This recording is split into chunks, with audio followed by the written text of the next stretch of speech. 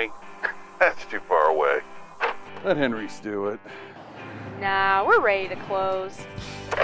Let Henry's do it. Henry's is ready to take your call right now. From compacts to semis, Henry is here to help 24/7. Save yourself the hassle and make us your first call. Henry's gets there fast, offering multiple locations to serve the Ozarks. When you're stuck on the side of the road, make the right call. Let Henry do it. I need a change. My workouts are too boring. Oh, I've got an amazing workout for you. Hot yoga. I've lost weight and I'm more flexible. Try our community classes for only $8. Sumit's Hot Yoga. You are going to feel awesome! The Fuel Forward app is a go. Fuel Forward provides quick and secure payments and everyday savings on fuel at your local Rapid Roberts to keep you moving forward. Download today and save up to 20 cents per gallon on your first fill-up. Then save 5 cents per gallon every fill-up after that. Driving just got a whole lot better thanks to the Fuel Forward app at your local Rapid Roberts.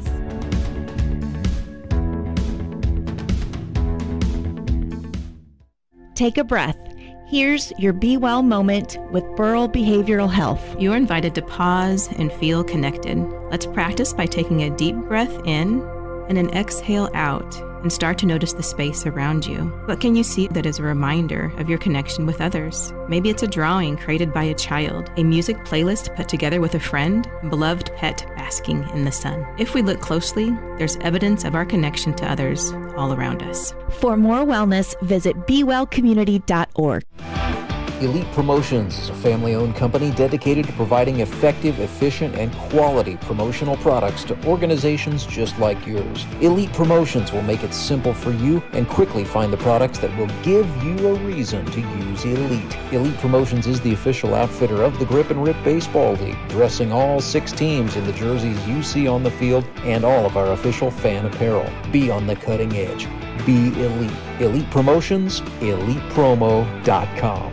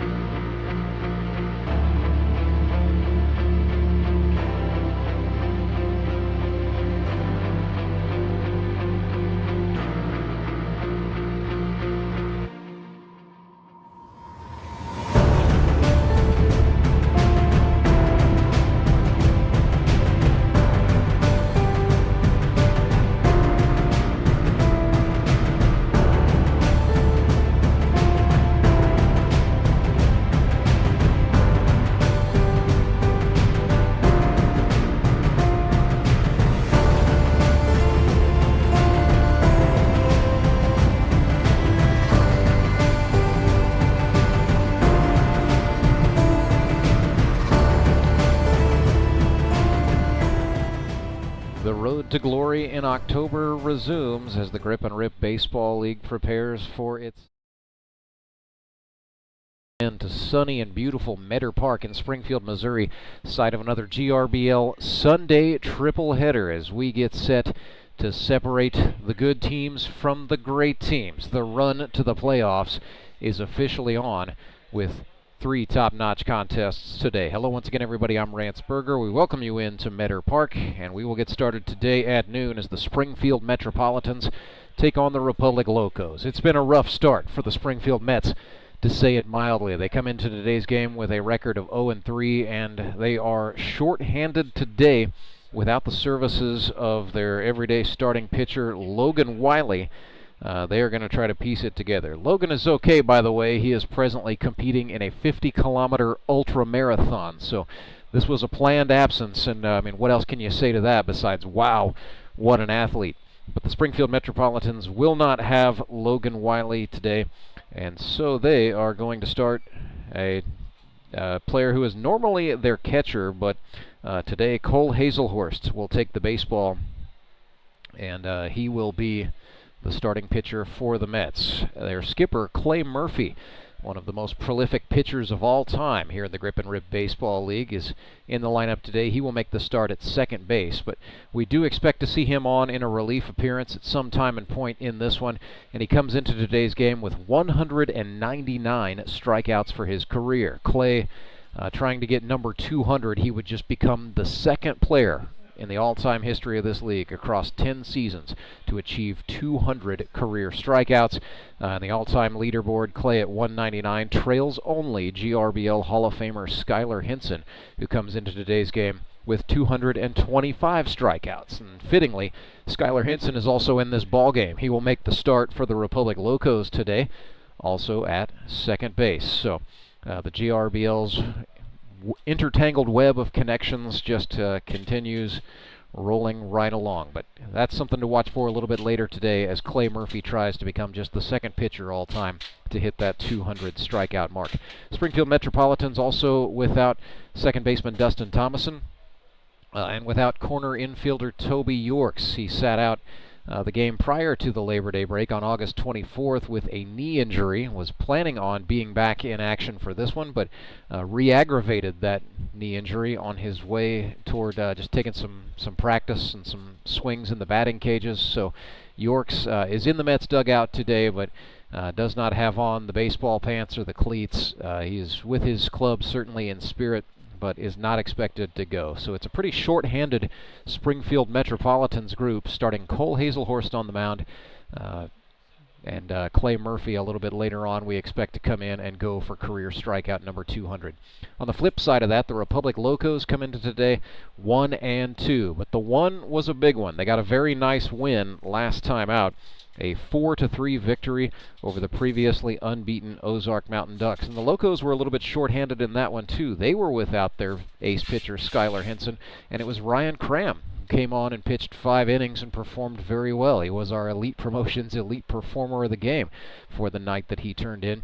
Chris Meza seemed to like what happened to Ryan Cram in that ball game, the way he approached things as a starting pitcher, and so Ryan Cram has the ball for the Republic Locos today. Looking around the GRBL standings in the North Division, it is the Moon City Mavericks, 2 wins against 1 defeat. That one suffered back on August 24th. They're in first place in the North. They will play a little bit later on tonight at 6 o'clock on Baseball Night in the Ozarks against the Ozark Mountain Ducks. It's the Republic Locos and the Springfield Metropolitans in positions 2 and 3 in the North Division. Locos are 1-2. Metropolitans are 0-3. Clay Murphy said to me before this game very simply, we need to get that W. In the GRBL South Division, 3 teams are 2-1. The Ozark Mountain Ducks temporarily holding on to the first place position. We'll see how that looks at the end of today. It's the Branson Showmen in second, also 2-1, and the Nixa Suckers are 2-1. When you go down to the way the tiebreaker works, we go off of divisional record, followed by head-to-head, followed by fewest runs conceded. So, you know, if, heaven forbid, the season ended right now, Ozark Mountain Ducks would win the South, Branson Showmen are second, and the Nixa Suckers are third. But we've got a lot of baseball to play, including what should be a pretty good tussle today at 3 o'clock as the Showmen take on the Suckers. So that is the rundown for the GRBL Sunday tripleheader. We've got Springfield Metropolitans and Republic Locos up first here at high noon. Cole Haselhorst takes the ball for the Metropolitans against Ryan Cram for the Republic Locos. Let's go ahead and meet the full starting lineups, beginning with the Mets. They will be the visitors on the scoreboard in their black jerseys with white pants and black and white caps with orange bills. They will lead off with their player manager making his first start in a long time at second base. That's Clay Murphy. Batting second and playing left field today is Jared Brashler. Batting third and playing center field is Harrison Waters. Batting fourth, the shortstop. He wears number 15 out of Wablo, Missouri, Caleb Kaufman. More on that in just a moment. Playing third base and batting fifth today is Republic, Missouri's Justin Parker. Batting sixth is the pitcher from Woodstock, Georgia, Cole Haselhorst. Batting seventh is the right fielder, wears number 3, Grant Cundiff. Batting eighth and catching from Springfield, Missouri, former college wrestler Robert Fackrell. Batting ninth and playing first base is number 16, Kevin Walsh. And batting 10th, the extra hitter, he wears number 2, rookie Gavin Huke. So it's Murphy, Brashler, Waters, Caleb Caleb Kaufman, Parker, Haselhorst, Cundiff, Fackrell, Walsh, and Huke for the Springfield Metropolitans. They've also got Rovani Rosalia available on the bench. Republic Locos will lead off with their pitcher. He wears number 8 from Nixa, Missouri, Ryan Cram. Batting second and playing second base from Marionville, Missouri, Skylar Henson. Batting third from Las Vegas, Nevada, the center fielder, Colton Simons. Batting fourth from Pensacola, Florida, the third baseman, Leon Griffith Jr. Batting in the 5 spot from Springfield, Missouri, he wears number 12, left-hander Michael Barnes. He will, interestingly enough, bat right-handed. Batting in the 6th spot is the shortstop from Wablo, Missouri, Caden Kaufman. Batting 7th is the extra hitter from Federal Way, Washington, Dr. C.J. Andrews. Batting 8th is the catcher from Willard, Missouri, number 5, Devin Phillips. Batting in the 9th spot is the left fielder from Monette, Missouri, Jordan Henson. And batting 10th from Springfield, Missouri, he is the right fielder, Caden Morrow. So, back to the Kaufmans. Yes, Caleb Kaufman was a rookie a season ago, played for the Republic Locos. This year, his younger brother Caden, out of College of the Ozarks, is a rookie with the Republic Locos. Caleb was selected by the Springfield Metropolitans. It is the first time that the Kaufman boys have gotten to play against each other, and this has been the topic of discussion in their household and amongst extended family members pretty much ever since draft day happened back in June. There was a great photograph from opening day. Caleb and Caden had breakfast together in their uniforms, and they posted a picture from the breakfast table on social media. Caleb was the one who shared it, and he said, "I'm dining with my enemy this morning, but don't worry, I still ate all my food and drank my milk faster than my brother did." So today, it is the Kaufmans meeting on opposing sides, and we've been looking forward to this for a while. We are ready to see it right here, right now, as Caleb Kaufman takes on Caden Kaufman. We will step aside, come back. Ceremonial first pitch happening down on the field right now. We are, I believe, waiting to just approach that noon hour as it sits at 11:57. Tell you what, before we step aside, let's take a check of the weather. We are right now at 69 degrees. Winds are blowing out of the south, although there's not much wind at all. The American flag out in left center field is not moving at all, so nothing to speak of in the way of wind playing a factor today. We should get up to about 79 degrees before this one is over, and it's going to feel like 79. The humidity just matching the air temperature, as pretty as you please. Barometer holding steady at 30.17 inches of mercury, so we are going to have very clear skies. Should be high ceilings, high visibility, abundant sunshine as the day goes on. It's a beautiful day to come out and see a baseball game. So if you are in the vicinity and you've never been to Metter Park in Springfield, Missouri, come check us out. It's $5 admission for adults. Children 12 and under get in for free, and if they chase down enough 50-cent foul balls, you can actually make your money back by the time the game is over. So absolutely beautiful day. Weather is not going to be a factor. It's going to be the play on the field that absolutely decides everything that we are about to see. It's an all Kaufman family first pitch in the works here, as Caleb and Caden have invited their parents out to throw the first pitch. It's a historic day for their family and a great day here in the GRBL. We're excited for this one. We will step aside, come back, and get things started with the real deal first pitch. Ryan Cram for the Locos against Cole Haselhorst for the Metropolitans. Back right after this. I'm Nicole Cartmel with the Bank of Missouri. If you're in the market for a new home, you're probably spending a lot of time looking at real estate listings. But there's one main thing you need to do to narrow down your search. Get pre-qualified for a home loan. Mortgage loan officer Shannon Meissner is here. How does this help you to live well, bank well? Getting pre-qualified for a mortgage loan is definitely your first step. Pre-qualification allows you to determine early on how much money you can borrow to purchase a home in connection with your monthly budget. This way you know what homes to be watching the market for. We have lots of different loan options to fit everyone's unique needs. This way we can help you accomplish your homeownership dreams and goals. And the best part about pre-qualification is there's no cost. It's quick, easy, and it makes you a smart buyer. Thanks, Shannon. And of course, our mortgage loan officers like you are here to help you every step of the way. At the Bank of Missouri, we help you live well, bank well. The Bank of Missouri is an equal housing lender. It started with an idea. Championship game of the Grip and Rip Baseball League here in Ozark, and we have had a wild one. It's gone back and forth over the last few innings, just like the season series between these And two became a passion. I had no idea what to expect. It's incredibly nostalgic. A brotherhood was created. These guys, they're like family now. Then the community got involved. My family just loves coming out to Grip and Rip. And $1,000 goes to ALS in the Ozarks. We love the Champions were crowned. Back to back to back for Justin Skinner. Let's go! Champions! Mark Webb and the Ozark Mountain Ducks are the champions. Bring on season 10. Moon City, baby. Go Fish.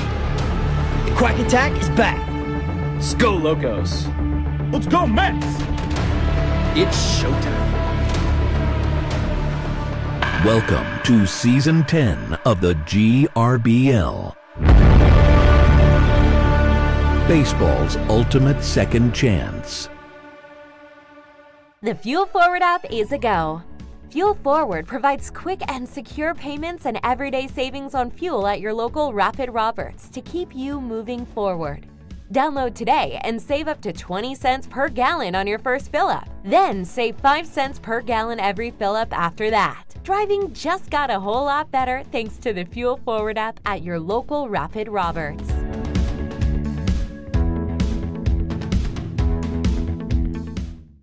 Take a breath. Here's your Be Well moment with Burl Behavioral Health. You're invited to pause and feel connected. Let's practice by taking a deep breath in and an exhale out and start to notice the space around you. What can you see that is a reminder of your connection with others? Maybe it's a drawing created by a child, a music playlist put together with a friend, a beloved pet basking in the sun. If we look closely, there's evidence of our connection to others all around us. For more wellness, visit BeWellCommunity.org. At Central Bank, we've brought the home loan process closer to home. All of our lending decisions are made locally, right here in your community, so you get quick answers and loans that are tailored to meet your needs.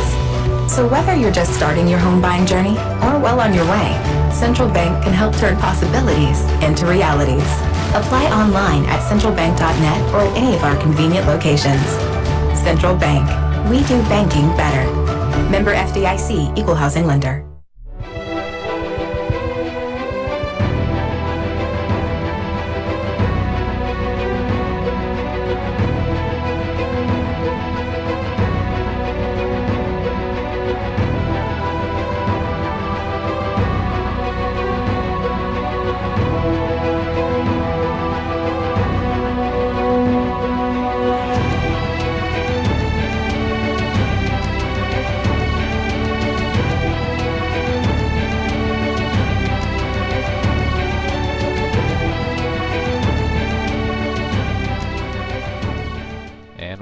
Back in to Meadow Park in Springfield, Missouri, home of the Grip and Rip Baseball League throughout the duration of GRBL Season 10. Well, today is 988 Day at the ballpark with Burl Behavioral Health. Life doesn't always throw fastballs. You might get curveballs you don't see coming. And when things feel heavy, whether it's stress, anxiety, or feeling down, there is a team ready to help. Just call or text 988, the Suicide and Crisis Lifeline. It's free, confidential, compassionate care, available anytime, anywhere. That's 988. Whether you're in the dugout or in the stands, on or off the field, help is always just 3 digits away. Let's keep looking out for each other because everyone deserves a chance to step back up to the plate. And we certainly thank Burl Behavioral Health and the National 988 Crisis Line for their support of Grip and Rip Baseball. Here in Season 10, Burl Behavioral Health has clinics located throughout southwest Missouri. Find out more at burlcenter.com. And as always, if you or a loved one is in crisis, remember those 3 digits, 988. Well, my name is Rance Berger. My partner for this one is Roger Berger. And we're sitting here taking a look at Ryan Cram on the pitcher's mound, coming off of a very fine pitching performance on August 24th. in which Ryan gave up no earned runs, 4 hits, walked 5, hit a batter, struck out 3 across 5 innings of work against the Ozark Mountain Ducks, but the game resulted in an all-important 4-3 victory for the Republic Locos. So a little something going here. Chris Mesa opting to go with Ryan Cram and then perhaps bring in Skylar Hinson somewhere in the middle portion of this game.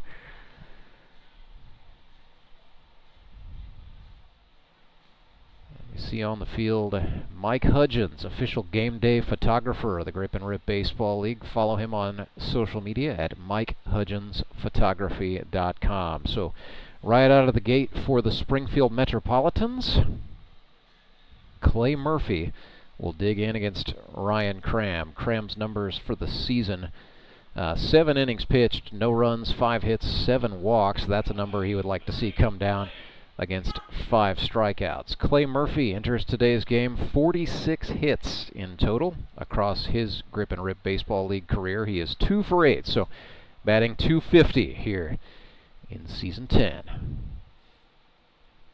Cram starts Murphy off with a ripper to left and a diving catch. Jordan Henson, the rookie from Monette, Missouri, hauled it in for the out. It looked like it was headed for trouble there for just a little bit. He made a very nice catch. There's really no wind to either cause the ball to fly or get knocked down, and you know, a lot of youth level coaches always say you should never leave your feet in the outfield. When you get up to higher levels, it's if you leave your feet in the outfield, make sure you catch the ball. Exactly. Jordan Henson did just that. Ryan Cram 1-0 to Jared Brashler. The Delta Airlines pilot took a strike there. The plate umpire for this one is Mike Johnson, and on the bases it'll be Ruben Apodaca. Brashler flares one, little inside out swing. Yes, it is. Dropped it into right field in front of Caden Morrow. So Brashler is aboard. That's Jared's 3rd hit of 2025. That was breaking like some golf shots. It definitely had some English on it, didn't it? Harrison Waters, 55 hits in his GRBL career, part of the 50 hit club. Could see 1 or 2 folks join that one before the day is done. It might take a little doing, but Harry 1 for 6 here in 2025 with a double and RBI, and he's drawn a couple of walks. Native of Republic, Missouri.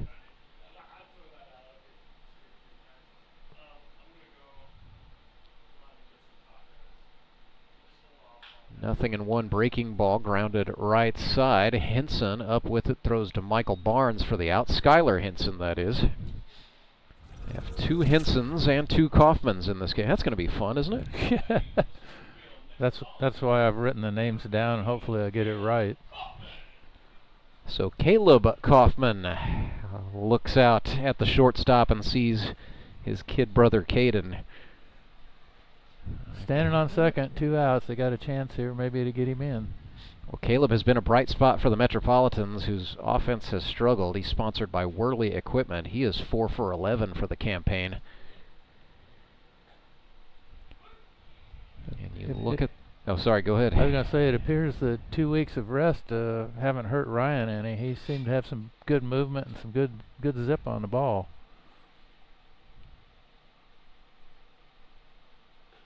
That was something, you know, he's been used in a lot of different ways as a pitcher in his GRBL career, but, you know, the Locos catcher, Devin Phillips, really lobbied for Cram to get the spot start 2 weeks back.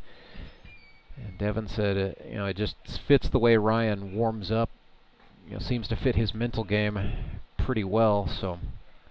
And I think maybe Devin Phillips was onto something there, as Cram looks pretty dialed. He's ahead here 1-2. Yeah, that had some good movement on the down and away from the right-handed batter. Cram comes set from just above the belt. Tried to bring home a fastball. And Ryan, one of the few pitchers who's got a four-seamer. Most pitchers, as they age, tend to go away from that because they don't really throw the ball hard enough for the four-seam to move. But Ryan still got that. He's deuces wild to Kaufman here. Got him to swing and miss At a breaking pitch down, Devin Phillips will go ahead and make the throw over for show. But Ryan Cram conceded a single. That was it. One above minimum. Locos get off the field. We will step aside, come back and bring you the bottom of the first right after this. When Gary and Sandra Henry started Henry's Towing nearly 5 decades ago, customers knew that Henry would be the guy coming to help. People would call and ask to let Henry do it. And as Springfield has grown, our family has grown as well, so there's always someone around to come help you out. Everyone at Henry's is a member of the family, fully trained and as dependable as the original. With a family this size, help is always right around the corner. So if you find yourself in need of roadside assistance, remember to call the name you've grown to know and trust. Remember to let Henry do it! Did you know that Conoco gas has 3 times more detergent additive than the minimum required by the EPA? And 30% more than the top-tier detergent gasoline standard, recommended by major car manufacturers. Other alternatives contain unwanted deposits that can build up on fuel injectors and intake valves, robbing your engine of performance. More quality in every drop. Only at your local Rapid Roberts. At Central Bank, we've brought the home loan process closer to home. All of our lending decisions are made locally, right here in your community, so you get quick answers and loans that are tailored to meet your needs. So whether you're just starting your home buying journey or well on your way, Central Bank can help turn possibilities into realities. Apply online at centralbank.net or at any of our convenient locations. Central Bank. We do banking better. Member FDIC, Equal Housing Lender.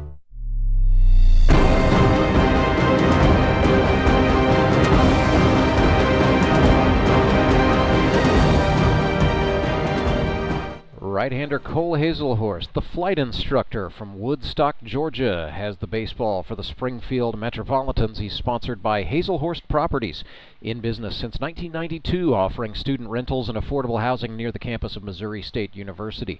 Cole making his 2025 pitching debut, but he has caught extensively all season.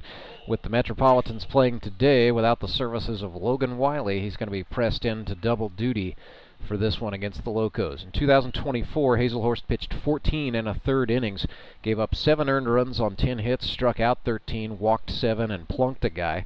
Had a 4.39 ERA.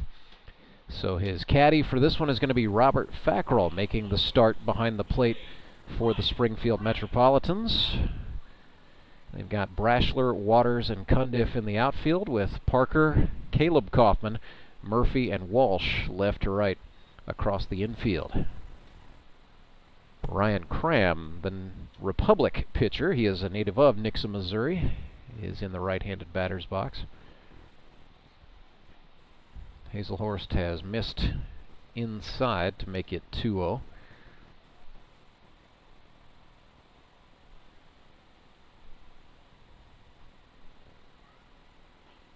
That one misses out, so looks like the outfield and the infield are playing pretty well straight away. Slight shading in right fielder to right center, but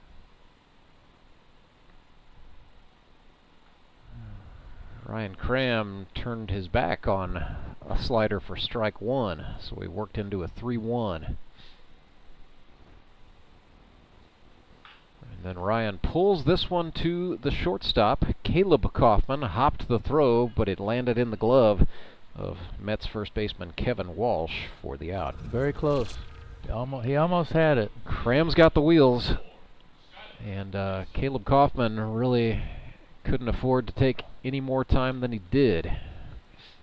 Here is Skylar Henson, the old Marionville Comet out of Arkansas Pine Bluff. He's 2 for 7 for the year. Steerike thrown there as Haselhorst started him off with a breaking pitch. Oh, 1 fastball is low. And Skylar Henson's a tall guy, really doesn't bend the knees too much in the batter's box. So no, he's very upright batter. Haselhorst is going to have to work up a little higher.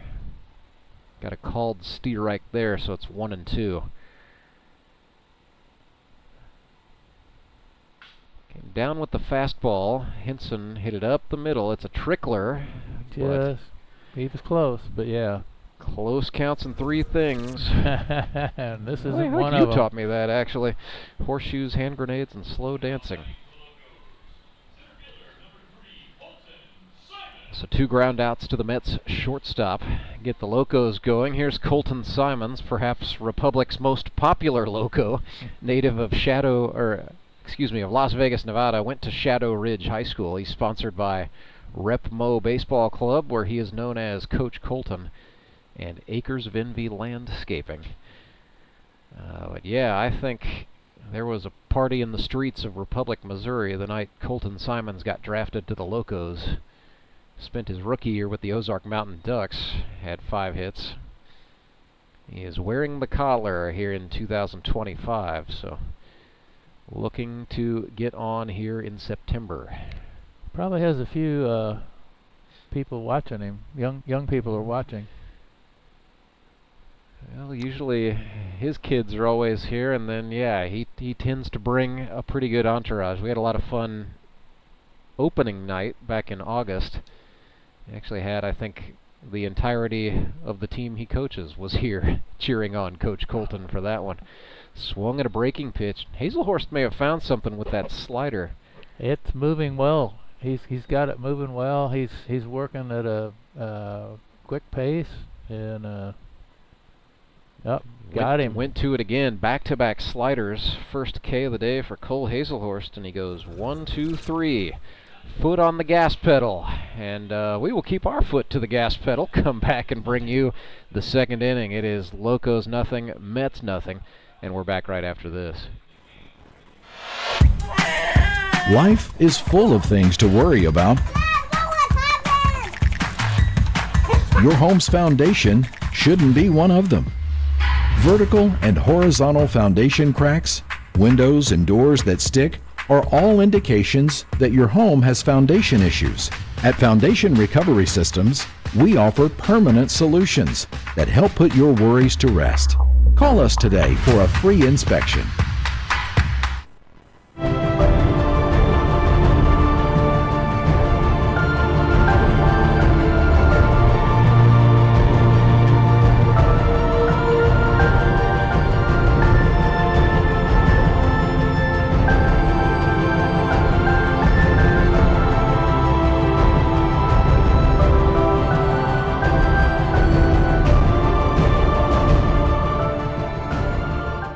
Live at Meadow Park, where starting pitchers' arms have been live today. Got a little duel perhaps afoot between Ryan Cram for the Locos, Cole Haselhorst for the Metropolitans. Scoreless. We get ready to start inning number 2. It'll be Justin Parker, Cole Haselhorst, and Grant Cundiff for the Bad Boys of Baseball. Justin Parker, a GRBL Hall of Famer, elected 2 seasons ago. He is from Branson, Missouri, but he and his wife Christina now live in Republic.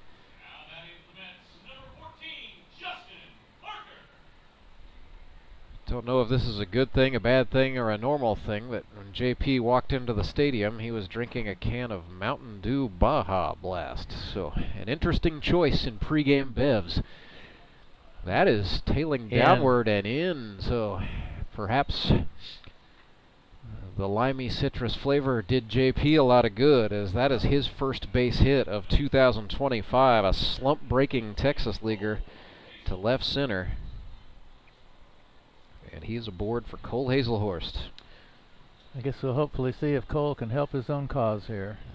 There you go. The pressure's on, and this is something he wanted. He wanted some of those opportunities to do both.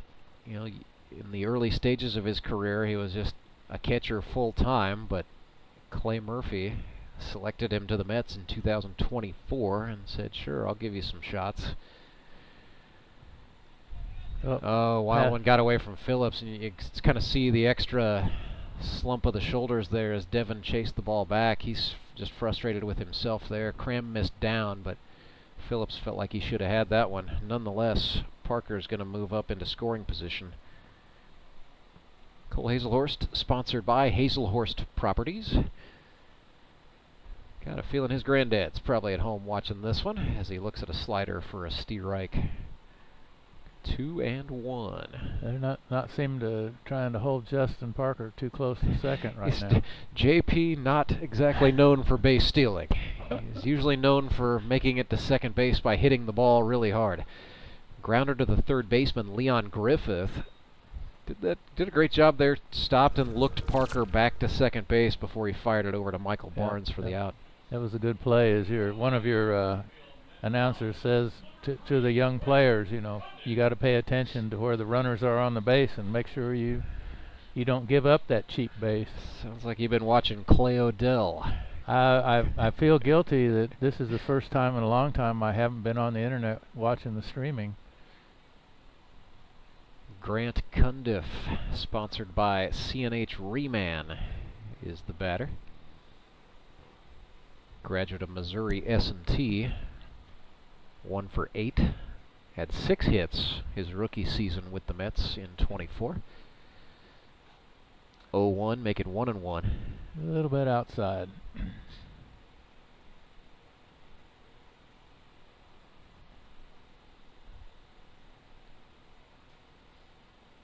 Cram takes a look back at Parker.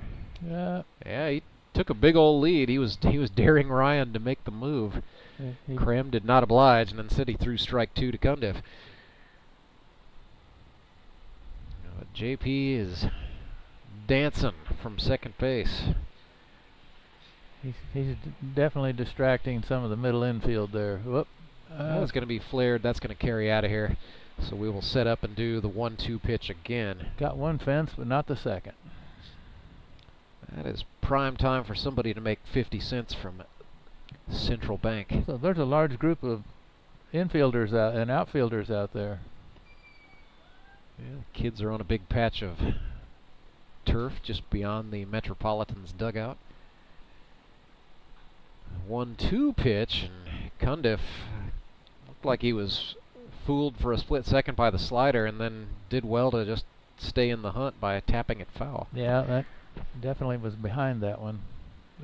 Ryan Cram would like a new baseball, and it appears the man in charge, Mike Johnson, will oblige. And Devin Phillips wasted no time in just throwing it out of the rotation, so they had to give him a new ball. That was good thinking. 1-2 breaking pitch. Oh man, that's a beautiful pitch. Struck him out. That's 2 for Ryan Cram. That makes this situation with a runner in scoring position a little more manageable. It is the catcher, Robert Fackrell. 4th-year player. This is his 3rd consecutive season as a member of the Springfield Metropolitans.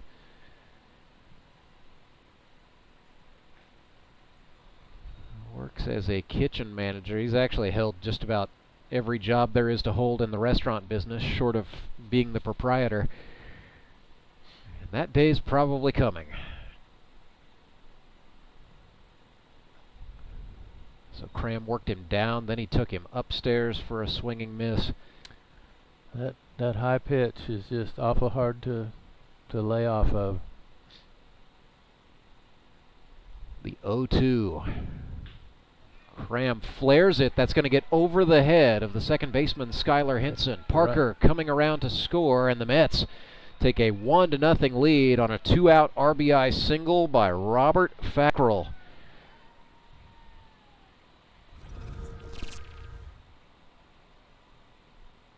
Just over the second baseman. Nice piece of hitting there. Fackrell sort of taking what was given, took that the other way. Yep. Mets are going to courtesy run for their catcher, so Ravani Rosalia is the runner. The batter is Kevin Walsh, sponsored by Patio. And that's where he also works. So quick throw to first. Yeah, Ravani was only about 2 steps off. I don't know what that was about, huh?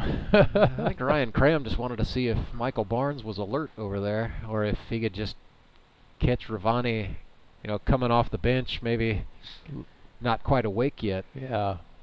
But Ravani Rosalia is a pretty smart dude. Here's a chopper to the shortstop. Caden Kaufman will handle that one himself, take the force out, and The Locos get out of the inning, but not before the Springfield Metropolitans strike. Justin Parker got on with a Texas leaguer, advanced on a wild pitch, and then it's Robert Fackrell with a 2-out single, making it 1-0. Metropolitans. Locos look for rebuttal in the bottom of the second right after this. I'm Nicole Cartnell with the Bank of Missouri. If you're in the market for a new home, you're probably spending a lot of time looking at real estate listings. But there's one main thing you need to do to narrow down your search. Get pre-qualified for a home loan. Mortgage loan officer Shannon Meissner is here. How does this help you to live well, bank well? Getting pre-qualified for a mortgage loan is definitely your first step. Pre-qualification allows you to determine early on how much money you can borrow to purchase a home in connection with your monthly budget. This way you know what homes to be watching the market for. We have lots of different loan options to fit everyone's unique needs. This way we can help you accomplish your homeownership dreams and goals. And the best part about pre-qualification is there's no cost. It's quick, easy, and it makes you a smart buyer. Thanks, Shannon. And of course, our mortgage loan officers like you are here to help you every step of the way. At the Bank of Missouri, we help you live well, bank well. The Bank of Missouri is an equal housing lender.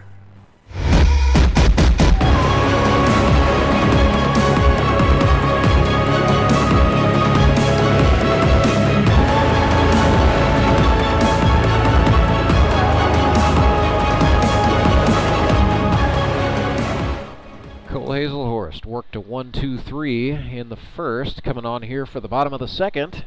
The mission has changed ever so slightly. He is now protecting a 1-0 advantage, courtesy of his catcher, Robert Fackrell, bringing Justin Parker home. Locos due to send up Leon Griffith Jr., Michael Barnes, and Caden Kaufman, 4, 5, and 6 hitters in the lineup. Coming up today at 3, the Branson Showmen take on the Nixa Suckers. Then at 6 on Baseball Night in the Ozarks, it's the Ozark Mountain Ducks against Daniel England's Moon City Mavericks.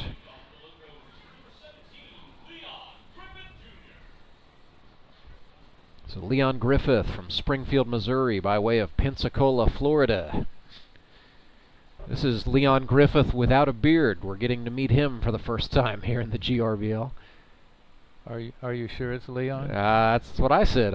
When he walked in, I had to check the number on the back. I said, "I'm sorry, Leon, I didn't recognize you." But he told me he went to a couple of rather serious umpiring clinics. That is, Leon umpires a lot at the youth level, but he's looking to break in and move up the chain into the high school and perhaps the college ranks. So said I had to, I was doing a lot of mechanical work, taking a mask on and off at he went to a Major League Baseball umpiring clinic. So Leon lost the beard. We'll see if it improves his offensive performance. He's ahead in the count here, 2-1. He's from Seminole State College, originally from Pensacola, Florida.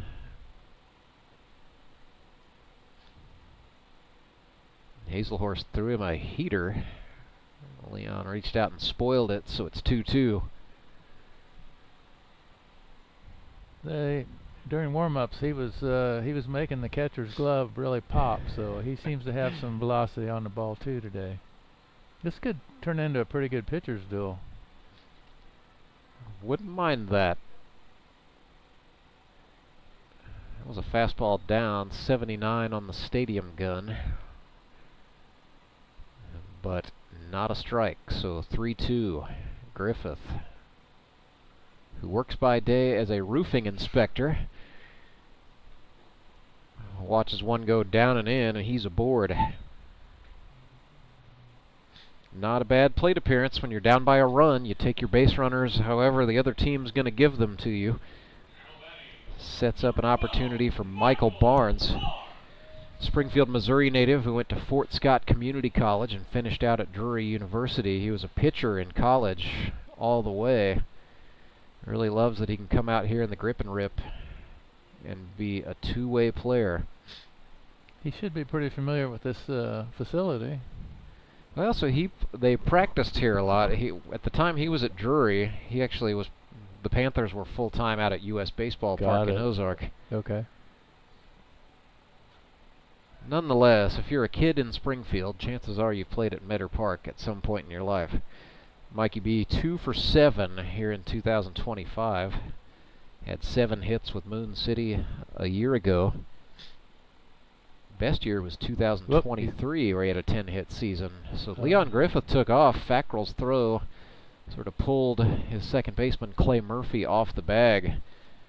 That was not necessarily done with blazing speed. That was just Griffith timing Haselhorst very nicely, swiping the bag, and now the Locos have the tying run in scoring position. Ball and a strike to Michael Barnes. And he's got a pretty substantial lead off second. Leon is apparently not enjoying trailing by a run here. He's trying to do it all himself. 2-1 to Barnes. Inside out swing. It's flared into foul territory, but well within reach for the first baseman, Kevin Walsh, who gets the out. So now it is Caden Kaufman. And it is his turn to look out at the shortstop and see his brother on the opposing side. Caden, sponsored by Kaufman Power Washing. He's a rookie from College of the Ozarks. Just had a brief conference between the pitcher and the catcher, maybe straightening out a sign or... not sure if Fackrell, it could be that he's trying to get Haselhorst to dial in on the situation at the plate and not worry about Griffith so much. But I'd worry about Griffith as he just feigned a takeoff there. Did. He did. I think that is definitely coming into the mind of the pitcher, Haselhorst. It's Griffith doing a great job making himself a pest, and then, Haselhorst steps there. Well, he's also got Caleb Kaufman paying pretty serious attention. He's moved actually over towards second base. It's giving Caden a nice lane to hit through between the shortstop and the third baseman if he wants it. Yep. And then Haselhorst misses high. So Caden Kaufman is going to let Leon Griffith, his teammate, work for him. This is going to be a deliberate plate approach.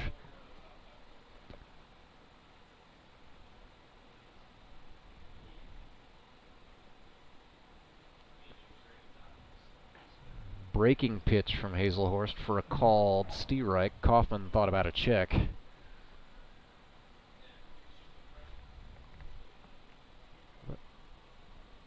Two and one.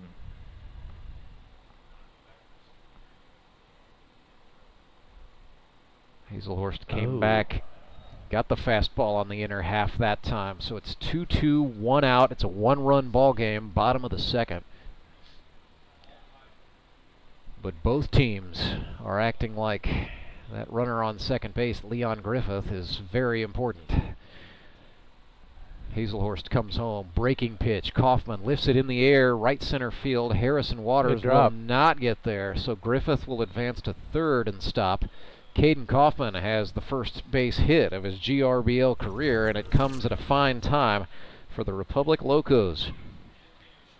First and third, this is their designated hitter, Dr. C.J. Andrews from Southern Virginia University. This is Doctor of Osteopathy from Still University in Kirksville, and he works for Mercy Sports Medicine. Not a bad guy to have on your roster for a lot of reasons, as he looks at strike one there. Not a bad guy to just have in the stadium. Well, he's a very good college baseball player at Southern Virginia, where his on-base percentage was .346. Metropolitans tried a check throw to first there.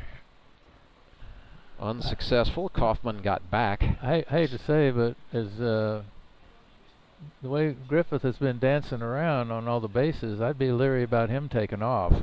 And the runner will go. Kaufman's going for second base. Fackrell, kind of same result as the last time he threw to second. It was a hopper on the shortstop side, so it's another stolen base for the Locos, who now have 2 in scoring position. First base is empty.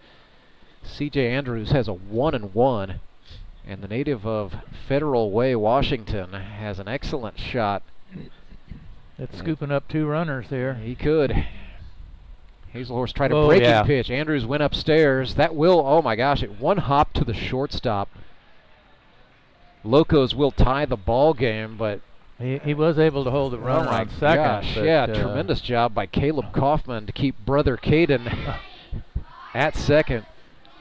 That was a strange play. I thought that ball was going to trickle right on through, and then Caleb Kaufman stabbed it. Especially that he was shaded towards second base. It seemed like, more than I've seen him play it, closer to the hole.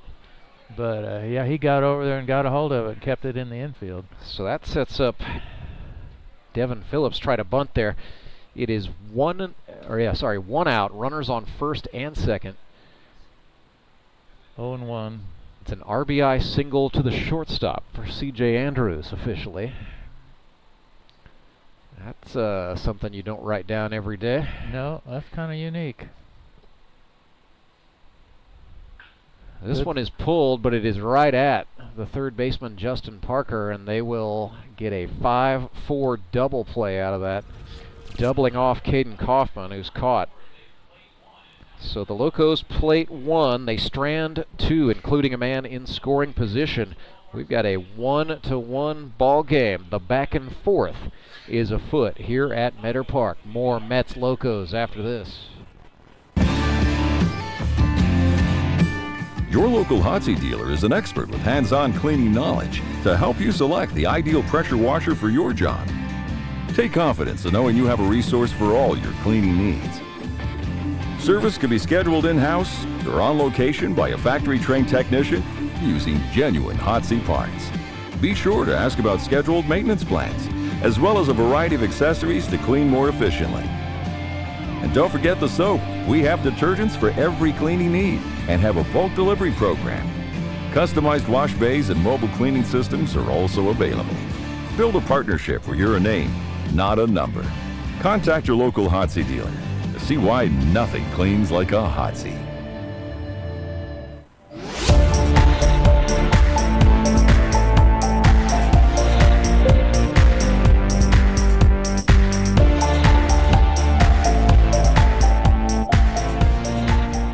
Goodness, if you're not here at Meadow Park, you just missed It's Raining Tacos.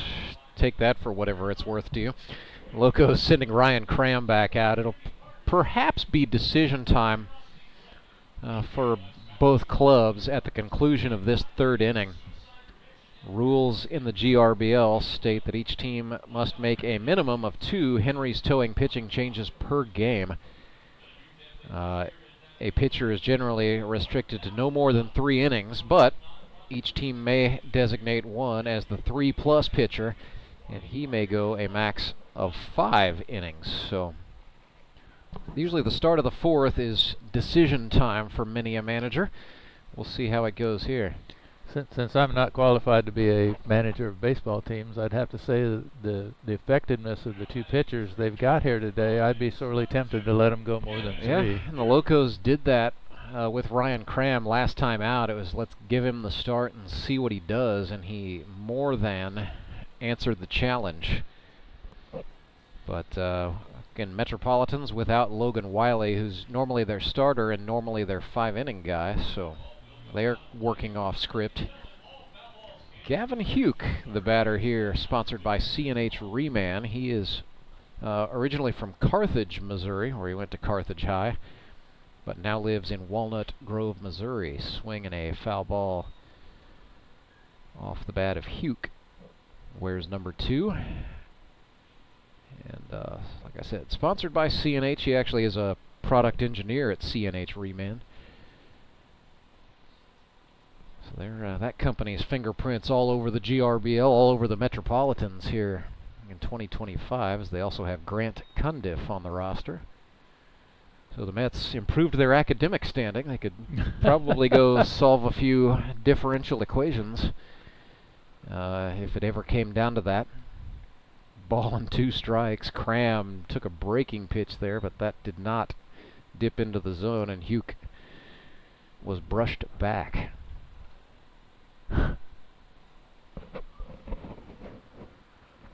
And Then he went outside with the fastball for the swing and the miss. Third strikeout for Ryan Cram, and he turns over the Metropolitans lineup. Back to up top they go. It's the second baseman, Clay Murphy.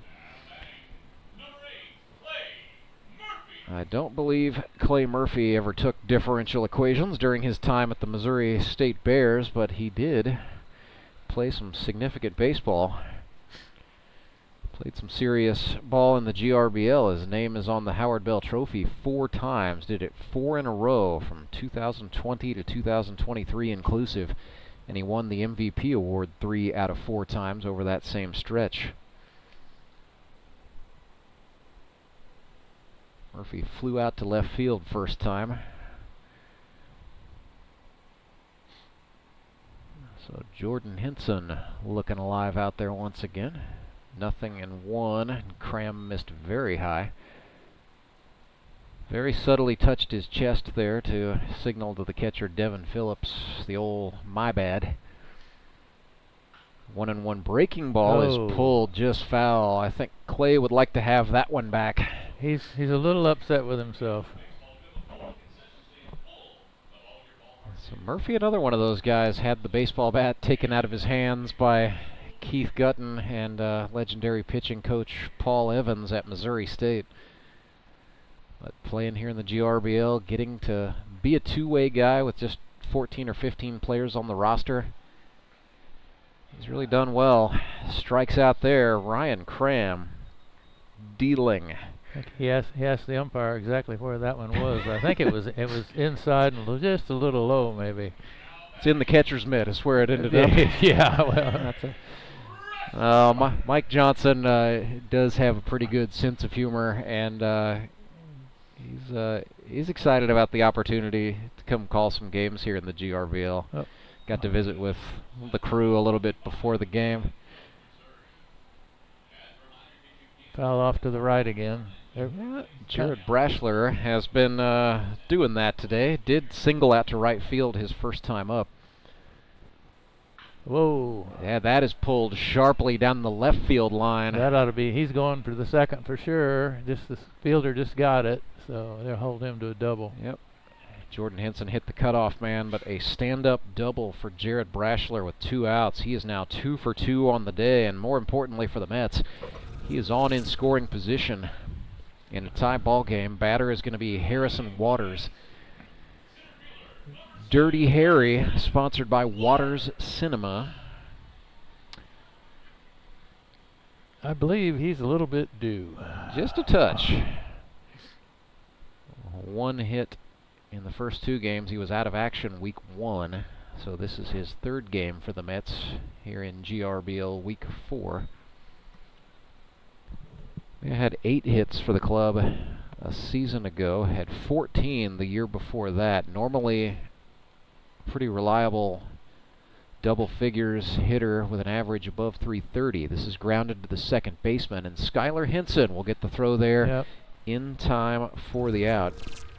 Gets the Locos out of the inning and strands Brashler in scoring position. So 1-1 is the score here in the middle of the 3rd.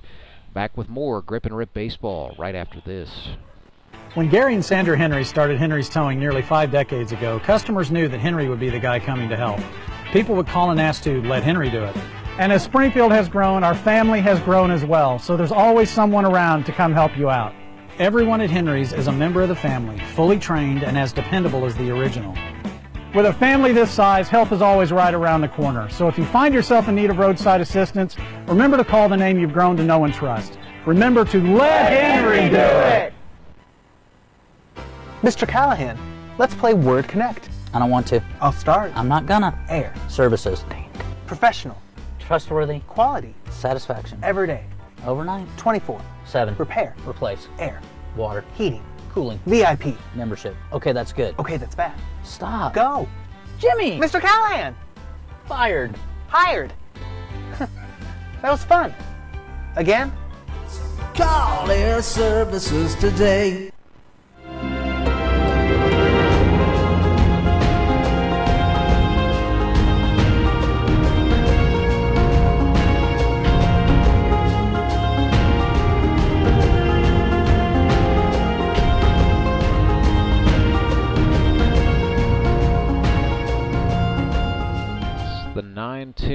1-1 hitters due up for the Republic Locos in the bottom of the third. A 1-1 score between the Locos and the Springfield Metropolitans on a beautiful day for baseball here at sunny Meadow Park in Springfield, Missouri. Rantzberger alongside Roger Berger for this one.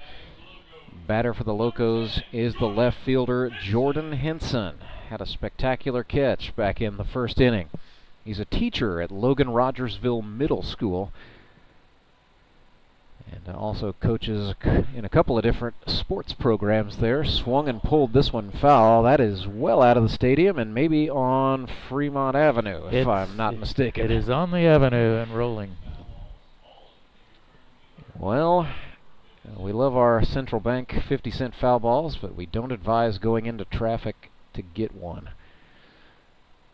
0-1 fastball from Haselhorst is down and out. It might come back with tire marks on it.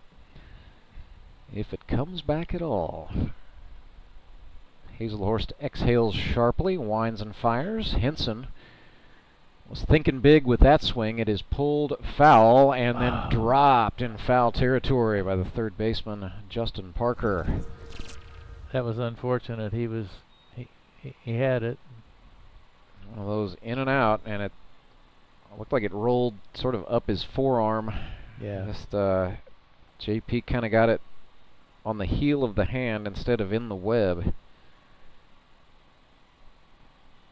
Those foul territory catches are tricky. You're not sure where you are in relation to where everything down the foul line is. Exactly. I think he just lost concentration for a split second. That was all it took. Jordan Henson watches a ball go by. And if you're Cole Haselhorst or his battery mate Robert Fackrell, you just pretend that one didn't happen and keep moving. But no JP harm. will be frustrated with that. Yeah, no harm. I mean, nobody was on. 2-2 pitch swung on. That one is fouled the other way. Henson sent that one into the parking lot on the first base side.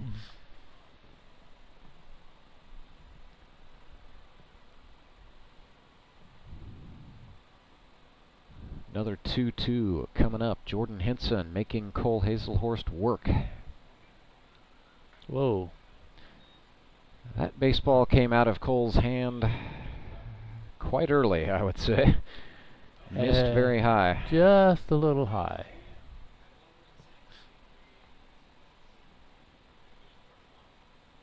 Back to the fastball. Henson wallops this one into left. Ranging back is Brashler. And the all-star outfielder from the Metropolitans hauls that in and makes the catch. Pretty well struck ball from Henson, just not enough on it to do some damage. Let's bring up the number 10 hitter for Republic. That is Caden Morrow. He's from Springfield, now lives in Marshfield, Missouri. He's a sewer construction foreman, 24-year-old rookie. And when he played for the Hillcrest Hornets, his assistant coach was Chris Mesa, now the manager of the Republic Locos. So Caden and Chris go back. And when Mesa saw Caden Morrow's name on the draft list, I think it caught his eye. 2-0. Morrow. He's a big dude, goes about 6'3". Crowds in, trying to shrink the width of the strike zone. Swung and missed at a breaking pitch there.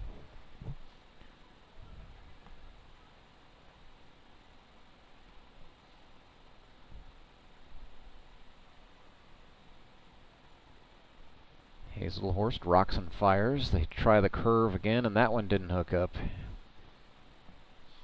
he's got a fastball slider curve. Seems to be having trouble, and you see him keep messing with his fingertips, like he's having some trouble getting the curveball to spin today. Tried to wipe him out with a fastball. Instead, he misses down and away, and Caden Morrow takes the walk. Back to the top of the order go the Locos with a runner on and one out. Ryan Cram is coming up here. Ryan Cram, 25 years old. Father of two, and he and his wife Haley told us a couple weeks back they're expecting another. So congratulations to them. Hope all goes well, certainly, throughout the journey for Cram number 3. Fastball swung on and pulled. Goodness, Skylar Hinson is in the on-deck circle. He just caught that in his batting glove. Fired it to the mound. I'm not sure I would have stuck my own hand out there for that. I wouldn't. That was not softly hit. But the Locos fans appreciated it. 0-1. Cram tried a bunt. The ball was down out of the zone, and then Caden Morrow just got back over at first. That's a tough throw for the catcher when, yes, you're, it was. when you're down. Yeah, Fackrell threw that from the crouched position. So 0-2. Ryan Cram going into protect mode. Haselhorst on the attack with a fastball swung on and pulled. Foul, third base side. Will do it again. I like the approach from both men there. I was just, Ryan Cram got out ahead of it.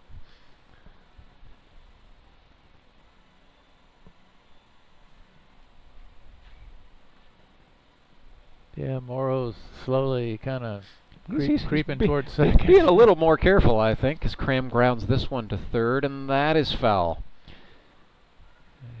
Cram shaking his head. Frustrated not to get that one through, I think. He had a good idea. It's just like you said, just foul. This is the third 0-2 that Ryan Cram will see in this plate appearance. 5th pitch overall, and now time is called.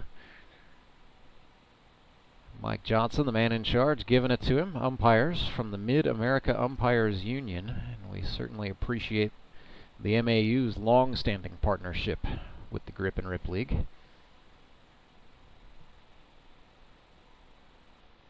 Check throw from Haselhorst. That had some speed on it. He wasn't. That was a serious throw to first. Yeah, Morrow saw it well, dove back, plenty of time. Haselhorst sets from the belt, rocks and deals, and he bounced it. Morrow's going to take off. Fackrell's throw, oh goodness. That was on line. Yeah, but, throw got there. It just didn't end up in the second baseman's glove. So it's a steal for Ryan Cram. The Locos aren't afraid to run today. I think they are sort of trying to catch the Mets short-handed and out of sequence a little bit. But yeah, I think be aggressive on the bases was part of the pregame message. Cram reaches out at a dropped third strike, and he's going to get there. Morrow will get third. So Haselhorst and Fackrell got the result they wanted right up until the baseball ended up on the turf and then rolled back to the backstop. So we're at first and third with one away. Locos in a tie ball game, trying to assert their first lead of the day. I'd have to say they got a good person up here. Skylar Hinson hitting .250 for the season. But a GRBL veteran swung out and spoiled that one. Fouled it straight back.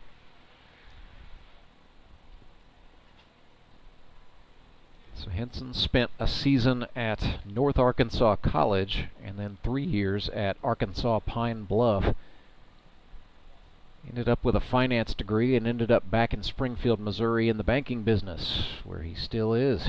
But he has been in this league since Season 2. He was just a 22-year-old rookie then. He is now a 31-year-old. Swung and missed over the top of a Haselhorst slider.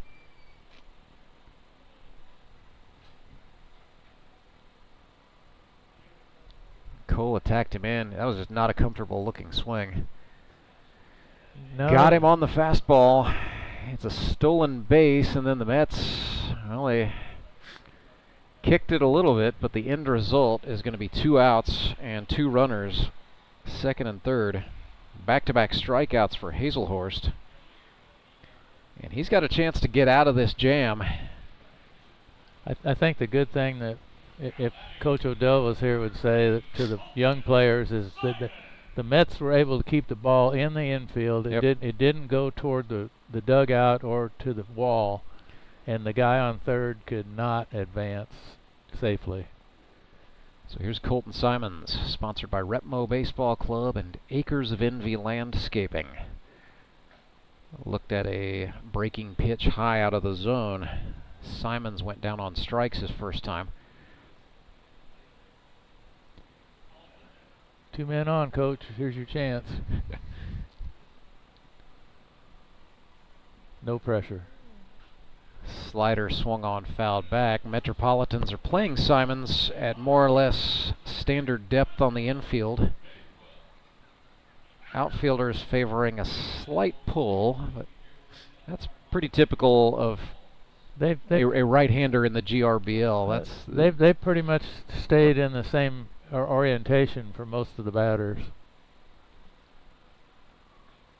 Haselhorst tried a slider low that time, and was body language after the follow-through tells me he did not like the way that felt on release. So 2-1 here.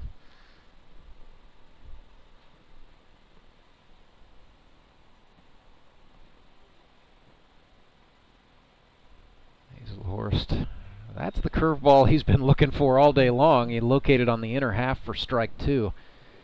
And now we've got Deuces Wild. So yeah, Cole's fastball is topped out at 79. That breaking pitch was 66.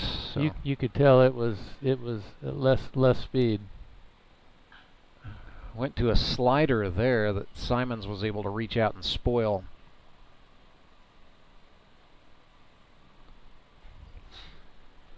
So yeah, about 11 miles per hour drop is widely accepted in the professional ranks. That foul ball was barehanded by Mr. Ryder Young. Locos are showing off over there. They are. Whoa, it's a wild pitch. Ball. Simons gave the stop. He's got him. And yeah, Morrow should have listened to that, as that is out number 3.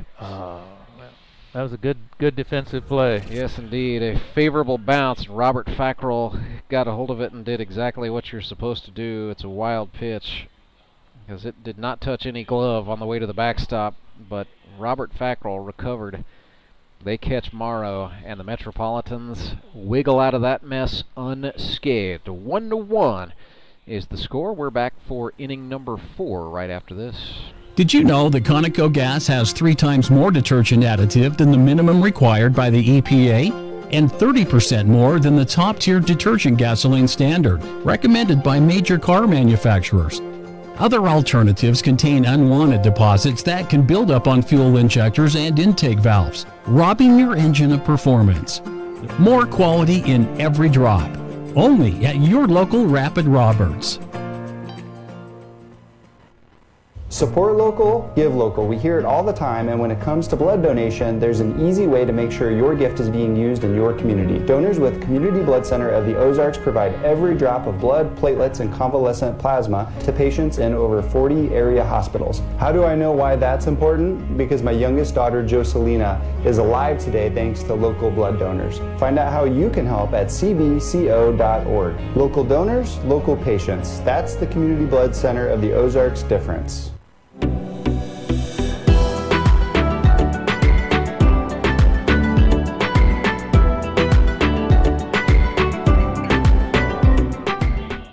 The Republic Locos are going to hang with their starting pitcher Ryan Cram for the top of the 4th inning. That means once Ryan Cram faces Caleb Kaufman, any Locos reliever who comes on will be maxed out at 3 innings of work. So Chris Mesa sticking with the hot hand, staying with Ryan Cram. His first pitch to Caleb Kaufman was out of the zone.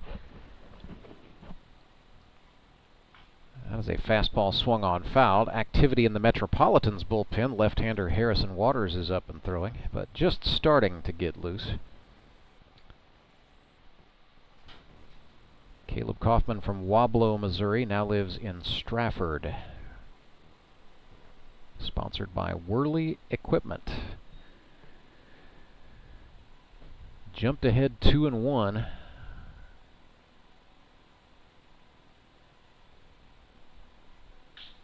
Pulls this one, and that will get past his brother, the shortstop, Caden Kaufman, and into left field. So a fine 2025 continues for Caleb Kaufman. That is his 5th hit in 4 games. Leadoff single in the 4th puts him on for Justin Parker. JP, originally from Branson, Missouri, where he played for Hall of Famer Steve Lale's Branson Pirates. Went on to Labette Community College. Quick throw to first. Yeah, back in time. Just a quick check. Not a big lead yet.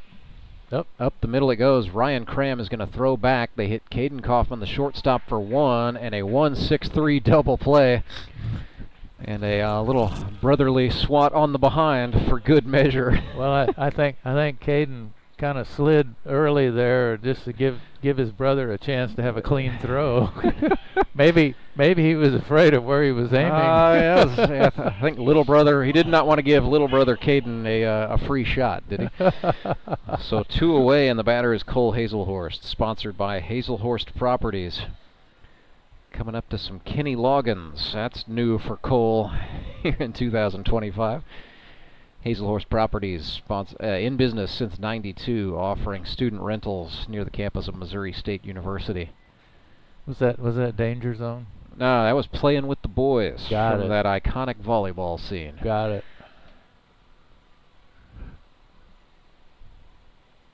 Cole, he's got a sense of humor. I don't think all of his teammates quite get it.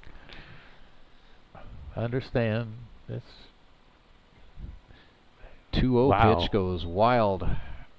That was, man, I'm not sure if Phillips got crossed up and was expecting a slider. I think there was some silent communication there, and I think we're maybe back on the same page now. Well, Phillips did the right, looked down at his glove as if to accept blame for whatever that was, but it's 3-0. And sometimes that happens. The defense makes a nice play behind you. You get the double play, and then you have a 4-pitch walk. Just sort of a little letdown after the big moment. But the Metropolitans, as they have shown, can score with 2 outs. Especially with this guy, Grant Cundiff. Well, I think second-year man. I think in this league for sure, the pitchers all know you can't put anything crippled across the plate, or it's going to be hit hard. And I know they always want to work the edges. They set Cundiff away, and Cram missed away with a 4-seam fastball, 81 miles per hour.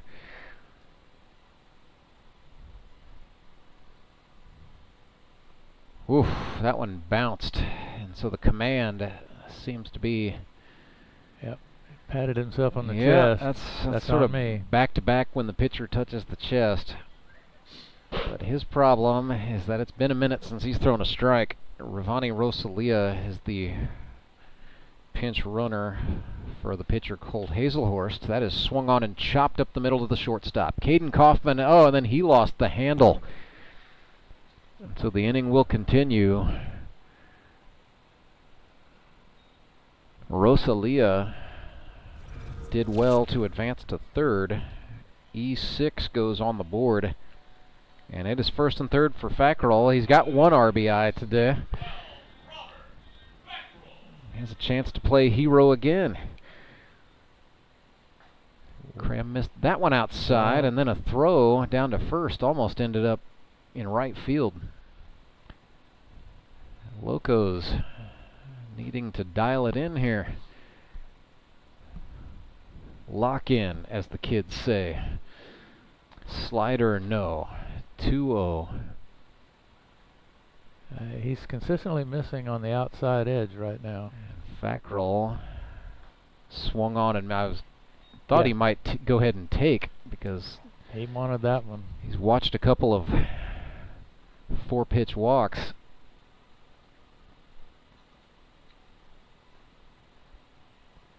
Fastball misses outside. Yeah, you're right. Everything's outside, outside, outside. Yeah, very few of the current pitchers seem to be inside I'll date myself. I can remember he's retired now, but I can remember a couple of guys that used to work more inside than outside. Well, Clay Murphy from the Metropolitans is certainly one. We'll see him later today. Fackrell. Well, I was kind of thinking of Andy Galley. But yeah, when Andy kind of put his game face on, I don't think he was afraid of anybody anywhere. Andy would just sometimes decide he wanted a certain portion of the zone, and he was going to go out there and take it. And he did. 193 strikeouts for his GRBL career. Yeah, and a Hall of Fame jacket. 3-2 pitch swung on. Cram got that one in the zone and over the plate. And Robert Fackrell just stayed alive on a slider. Yep, he's fouled off 2 to the right side so far. He's had 2 good approaches here today. Yep.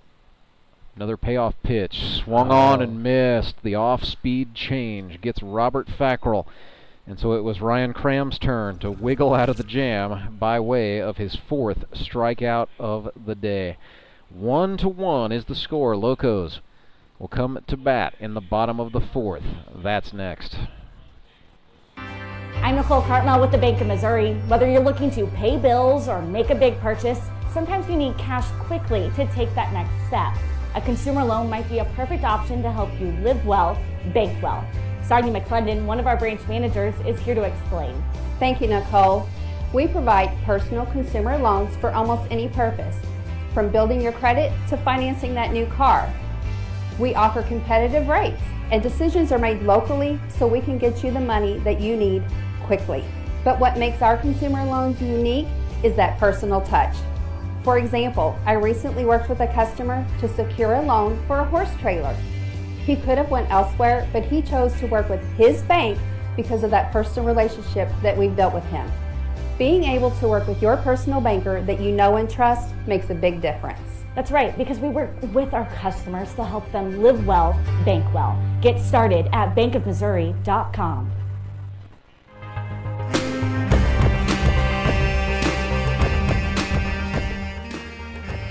So Henry's towing pitching change for the Springfield Metropolitans. They bring on left-hander Harrison Waters. He's sponsored by Waters Cinema. Corresponding move in the outfield, Gavin Huke is on playing left field. Jared Brashler has moved to center, and it's still Grant Cundiff in right. Metropolitans infield still is as it started the game. Justin Parker at third, Caleb Kaufman at the shortstop, Clay Murphy at second, and Kevin Walsh holding it down at first. And I believe that is Cole Haselhorst, not Rob Fackrell, behind home plate. So it's a full battery swap for the Metropolitans. And yes, that is Haselhorst, not Fackrell, behind the dish. So Harrison Waters, sponsored by Waters Cinema, the official cinematographer of the Grip and Rip Baseball League. 2 innings here in 2025. He's allowed 4 earned runs on 3 hits, walked 4, and has a strikeout. So a high ERA. Colton Simons, Coach Colt, sponsored by Repmo Baseball Club, tipping the helmet to the pitcher, Harrison Waters, who is also a coach within that organization. So a little Repmo versus Repmo coming at you here. No discussion on Monday. Breaking ball from Harrison Waters, missed low, 1-0. So Harry's son Harrington, just old enough to start to, make his playing career a little bit more serious. So I believe Harrison is working with either 8 and under or 9 and under. Not sure of the specifics, but he works with the little guys. Threw Simons a fastball there for strike 1. Colton Simons, sponsored by Repmo Baseball Club and Acres of Envy Landscaping. He's from Las Vegas, Nevada, where he went to Shadow Ridge High School. And before he and the family moved to Southwest Missouri, he stayed active in the game, played in a lot of MSBL associations in Nevada, and told me the thing about living in Las Vegas was a lot of MSBL destination tournaments would occur there throughout the year. So if he did not have a season going, he could usually catch on with an out-of-town team who needed one more guy for the roster. Spectacular throw by Caleb Kaufman, who got it to the first baseman in time. Kevin Walsh just getting the foot on the bag down in time to get Colton Simons, but heck of a job by the Mets shortstop Caleb Kaufman there. Leon Griffith drew a walk his first time up. So the clean-shaven on-base percentage is spotless right now. It's at 1,000. If he gets on base, we'll see if he can agitate Harrison. Waters took that one way inside. So Harrison Waters was a pitcher. He was a Sunday starter for the Drury Panthers, and at the D2 level, you play a lot of weekend double-doubles, so 2 games on Saturday, 2 games on Sunday. And so most teams have a rotation of 4 starting pitchers, plus, you know, you may trot somebody out there if you have a midweek game, but being a Sunday starter at that level is a big deal. 2-0 pitch runs in.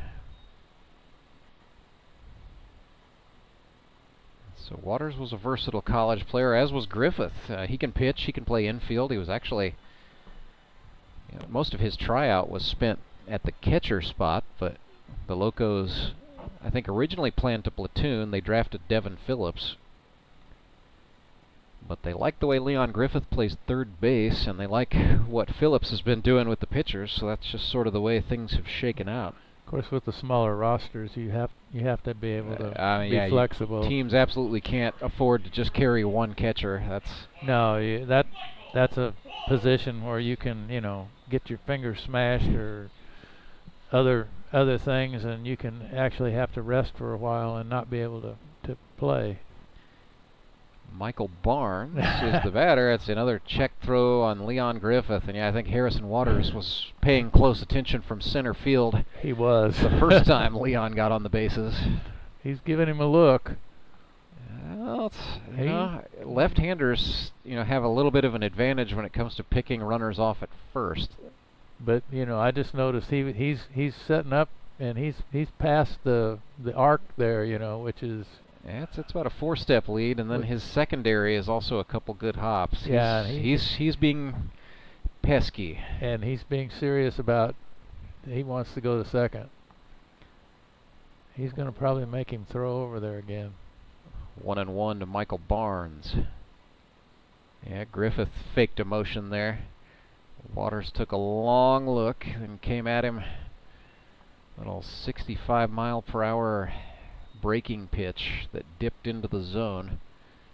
He's got the lead, 1-2.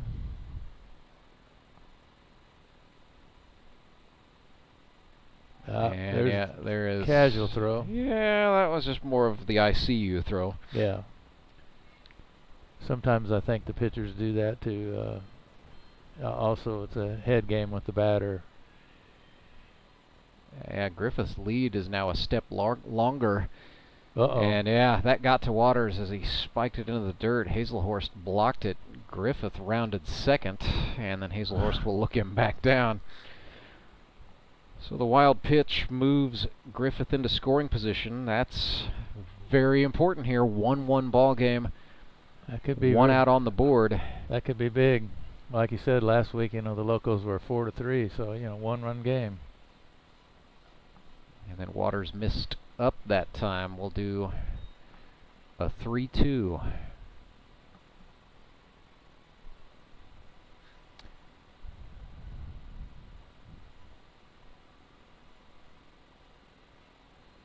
Breaking ball. Barnes sprays it to the right side. Kevin Walsh, the first baseman, got there.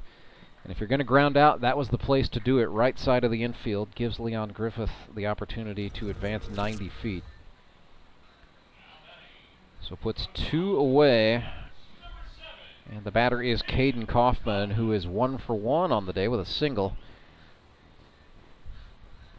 So Caden now 1 for 9 on the year. He is officially in the hit column, sponsored by Kaufman Power Washing.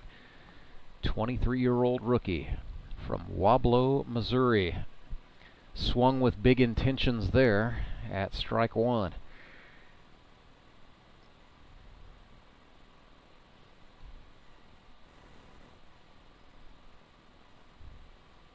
Waters going back to the full wind with the runner on third. But yeah, that got away from Haselhorst, tangled up, and then Griffith didn't take off. He thought Haselhorst got the ball, but there's no one at home plate as both Waters and Haselhorst gave chase. So mistakes all around on that one, but it is Griffith ending up scoring the go-ahead run. It is 2-1 for the Locos. Very unfortunate, but I don't think Cole actually knew where the ball was for a little bit. No, he did not. That is why Waters, instead of covering the plate, ended up on the dead run to the wall. And then that one was a bouncer, but no harm done with no runners on. And yeah, I think Griffith, I don't know if his view of the ball was obstructed, and it was one of those things where nobody knew where the ball was, but he just did not take off. Breaking pitch hammered, foul. Just foul. Third base side. So tough break for the Metropolitans. Locos take their first lead of the day, 2-1. Looks like we're 2-2 with 2 out. Or check that, yeah, 2-2. Got Make him. it a strikeout as Kaufman chased a slider. So 2-1. Republic Locos have the lead after 4.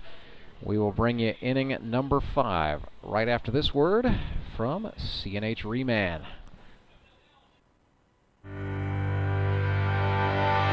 Remanufacturing isn't just a process, it's a legacy. From the seasoned hands of our experts to the eager spirit of the new generation, we bridge the gap by bringing together knowledge and innovation. We are one team with diverse experiences. We are moving toward one goal to ensure our future thrives. We are on one mission to pass down wisdom and embrace the new, ensuring the earth flourishes for generations to come. We are CNH Reman.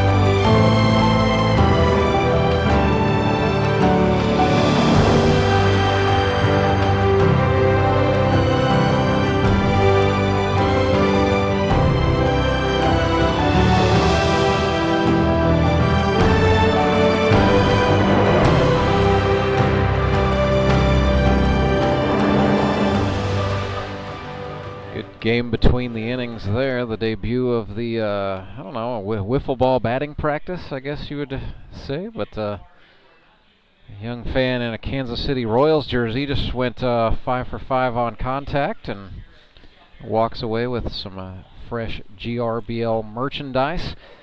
And yeah, if you're sitting at home and you say, hey, my favorite team is the Locos, or I love the Springfield Mets, I need a jersey, I need a hat, the place to go is right here at Mark Worley Field at Meadow Park. Right now, that's the only way you can get GRBL merchandise, is either come to a game or find a friend who is going to the game and get them to get it for you. But as of right now, all of our sales in person. You have to go see our friends Susan and Vonda down at the desk. They've got an array of good stuff, including caps and jerseys just like the players wear on the field. Here's Kevin Walsh for the Springfield Metropolitans, set to face Ryan Cram on for what will be a 5th and final inning of work. Kevin sponsored by Patio, and his Metropolitans trailing the Locos 2-1. Kevin hits this one. That will get through past the dive of the third baseman. And Kevin Walsh, who has been away from the GRBL since 2019, He's looking good. That's now 3 hits in 4 games for Kevin Walsh. It's like he never left. So Walsh is on for Gavin Huke, the newcomer from Walnut Grove, Missouri, sponsored by CNH Reman. And Gavin, I can tell you, very into vehicles and vehicle parts. His social media is all about it. Matter of fact, he does some sort of motorsport called the Diesel Drags, where they get diesel-powered cars and take them out on the drag strip. Yes, drag racing about anything that moves, I think, is currently very popular. Since the automobile was invented, I think people have been lining them up and trying to see which is the fastest. You're absolutely right. Hugh up 2-1 here, and now the count's even as he swung and fouled one up. Ryan took him upstairs. Can't tell if that went into the dugout or past the dugout. I think it... Nobody ducked, so it must have gone past. Well, I think it might have kicked off of somebody and out toward the Metropolitans bullpen. He tried to protect the third strike there and just missed it. It was pretty low, it looked like. So Ryan Cram has 5 strikeouts. Batter is going to be Clay Murphy, 0 for 2 today. He's now hitting 200 on the season.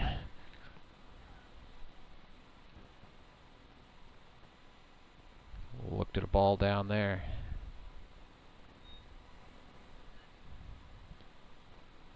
Not sure if Clay's family is here at the game today or if Clark and Thomas are watching at home. It's a grounder to the shortstop. Caden Kaufman had to hurry when a nice sidearm throw on the run got to Michael Barnes over at first in time for the out. Mets do advance the runner.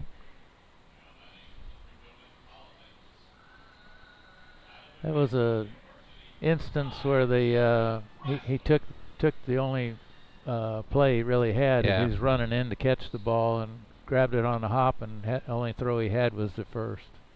So Jared Brashler is 2 for 2 today with a double. If Metropolitans want to tie it, this is the guy, the veteran since season 1 out of Evangel University. Brashler now hitting .333. Coming off of an 11-hit season with the Nixa Suckers in 2024, is on pace to equal that. So Jared Brashler just getting better as he ages.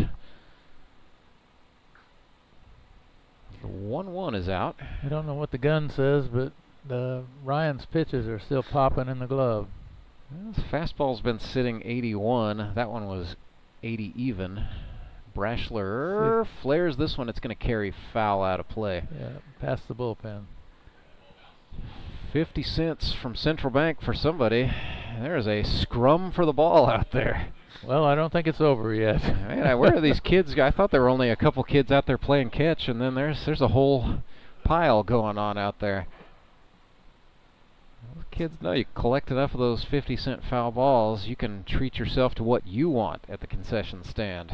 2-2 swung on. This is well hit into left. Jordan Henson over to get it and makes the grab. He's had a couple of those today. That was a well-hit ball. It's just he was able to get there. That's a big one. That was a neutralizer. So Cram, his day is done on the pitcher's mound. He turns in another 5-inning gem. He and the Locos lead this one 2-1, and they will come to bat in the bottom of the 5th. It's right after this word from the Bank of Missouri. I'm Nicole Cartmel with the Bank of Missouri. The risk of losing your hard-earned money to scams is real, especially the scammers sending out fake communications.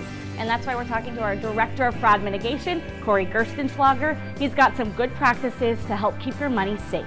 Thank you, Nicole.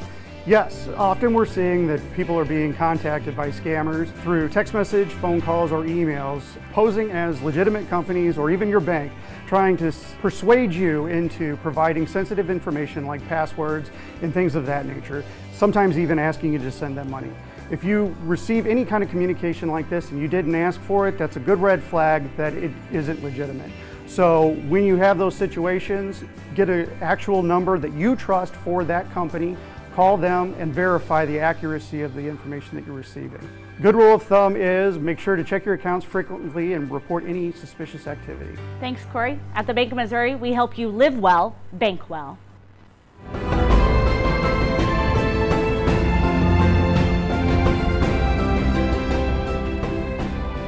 Henry's towing pitching change. This man chasing history, Clay Murphy, out of Wolf Lake, Illinois, a GRBL veteran since 2020, enters today's game with 199 strikeouts for his career, trying to become just the second pitcher all time to reach number 200. So all eyes on the Metropolitans mound man, Clay Murphy.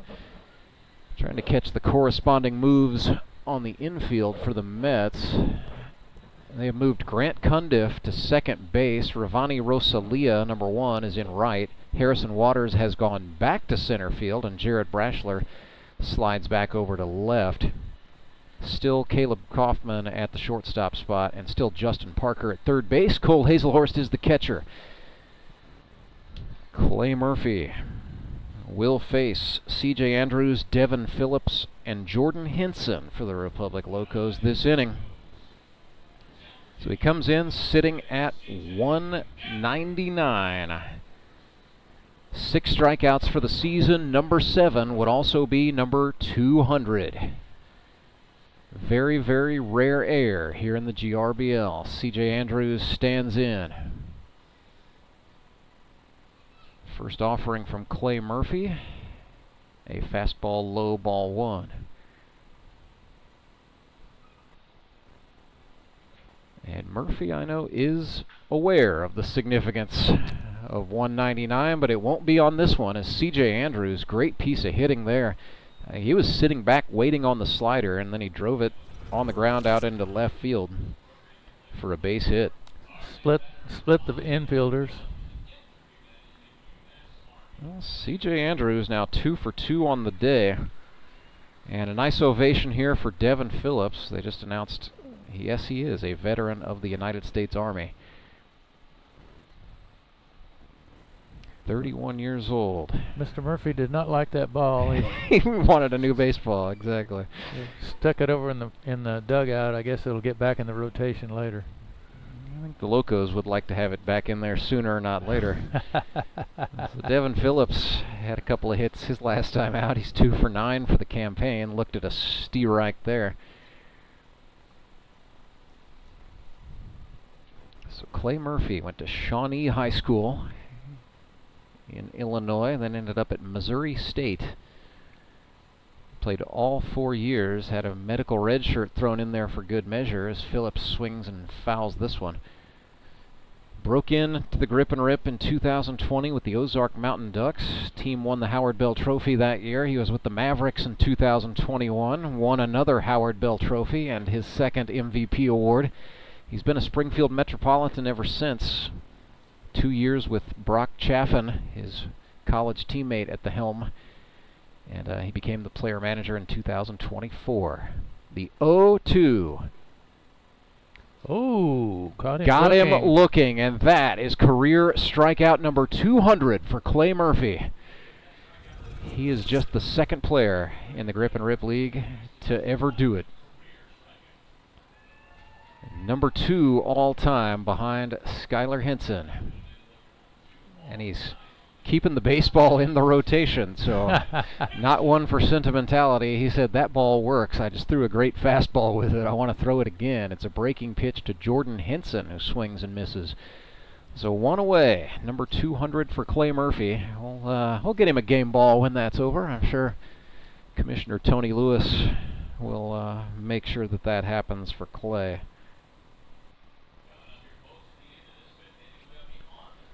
What a big moment, and I'm sure they are cheering in Wolf Lake, Illinois. That's where his folks usually tune in from every Sunday. So a big thank you to Michael and Lisa for your continued support of the GRBL on YouTube. And Clark, Thomas, and Lindsay here in Springfield probably got to watch that in living color as well. The 1-2 swung on and flared, but that's going to carry foul. Stays on the playing surface, but not in hit territory for Jordan Henson.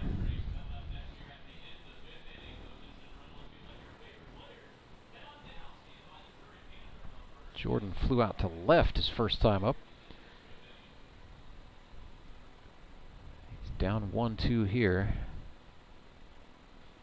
Breaking ball. That had a lot of movement, but not enough for the liking of the plate umpire to find strike zone. Might have been a touch inside. We're just offset slightly to the left from our vantage point, so it really does mess with your perception of the zone over time. That was a swinging strike. Down goes Henson. He's number 201. A quick throw to first, but the runner was back safe. Pardon me, I got distracted. That there was Andrews over there. Something flew by the window, and I wanted to make sure it was Well, outside, yeah, not we're inside. making sure the Wasps stay out, and we're going to stay in today. Here's Caden Morrow. Swung on and missed. And with the way the Metropolitans have done the substitution here, bringing Murphy on in the 5th, he can go the distance unless this thing goes to extras. So that's the intent. Without Logan Wiley, Murphy's going to use himself as the workhorse. That was a slow bouncer. Got bobbled by the third baseman, Justin Parker. Hey, they might go infield single on that one. That was a tough chance. Parker was running way over.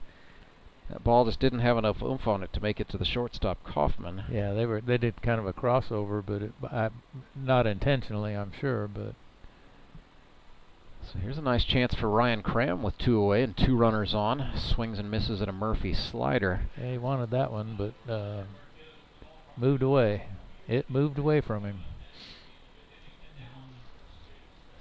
The thing about Clay Murphy, he's got enough command. He can work the slider in, as he does right there, for a swing and a miss. He can also work it away. So he's changing locations around on Ryan Cram, ahead 0-2. Might see a fastball here. It'll be a 2-seam if he throws it. That was it, but it was outside. Ball and 2 strikes. Expect Clay Murphy may go back to the off speed here. Yep, got him. Slider for a strike. And the Mets get out of trouble. Clay Murphy got number 200. He also got 201 and 202 that inning. And most importantly, kept the score at 2-1. Locos have the lead. Metropolitans will try to claw their way back into this thing on the other side of this break. Now I have all my HVAC has been upgraded. Everything's working smoothly. You know, again, that's why I use All Clear. I'm Bruce Porter. I own a company here in town called the Resource Center. We do insurance and financial stuff. So I'm not a plumber. We're busy. We have a really good staff. Just like Garen and his team, you know, we try to make a difference in the world.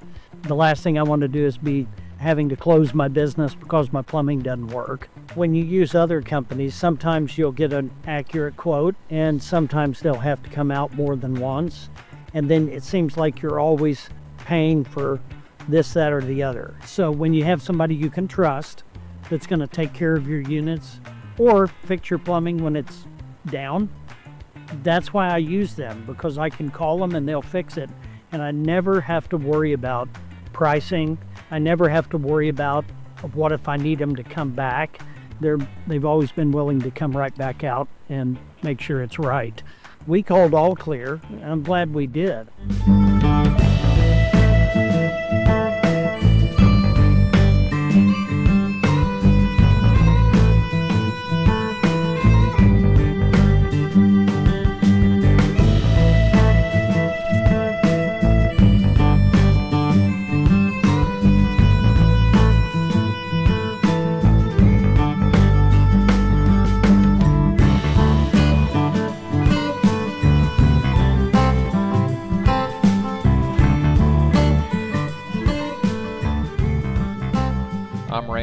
My partner for this one, Roger Berger. It's a Henry's Towing pitching change for the Republic Locos. Ryan Cram went as far as he could, and now he must yield by GRBL rules.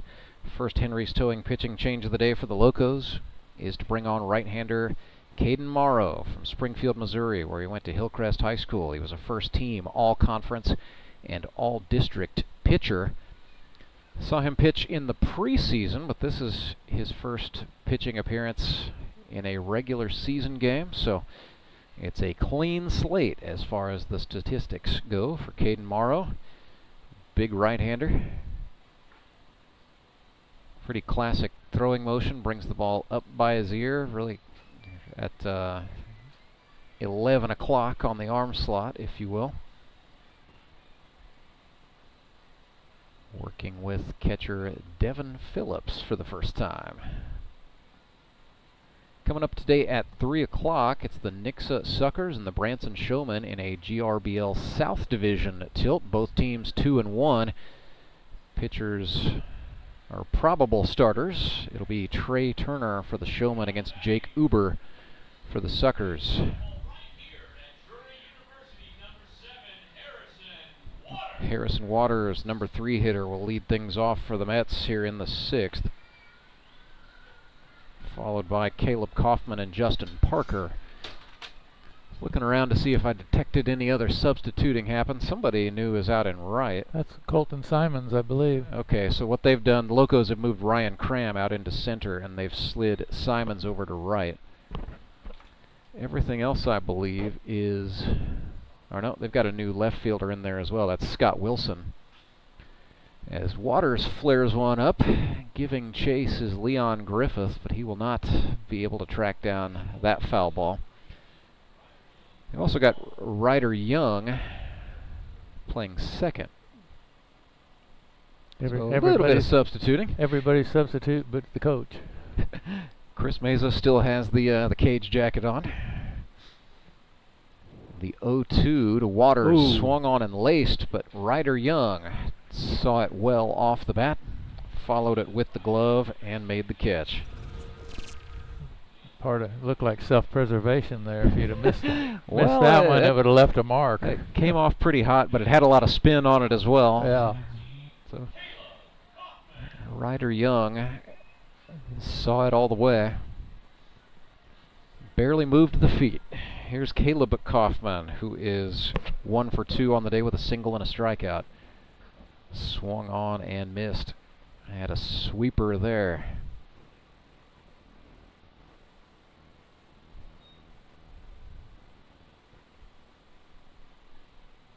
So Caleb now 5 hits in 4 games. He is the Metropolitans' offensive leader. Sponsored by Worley Equipment.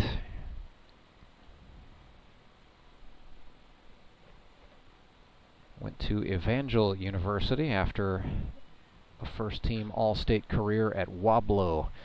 Tough play for the third baseman, Leon Griffith, but that throw was right on the button. He was all the way as far as you could be, sitting on the line when he cut that one loose. And great throw, great stop. Let's see, Michael Barnes, the first baseman, was already doing some celebratory pointing before he had a hold of the baseball, I think. Got to make sure you catch that, Mikey V. Yeah. Otherwise, he's liable to come over there and talk to you. Justin Parker, 1 for 2 on the day, broke out of a slump with a Texas leaguer to left center field in the 2nd inning. He's down here 0-1. So Caden Morrow definitely mixing things up in terms of the velocity.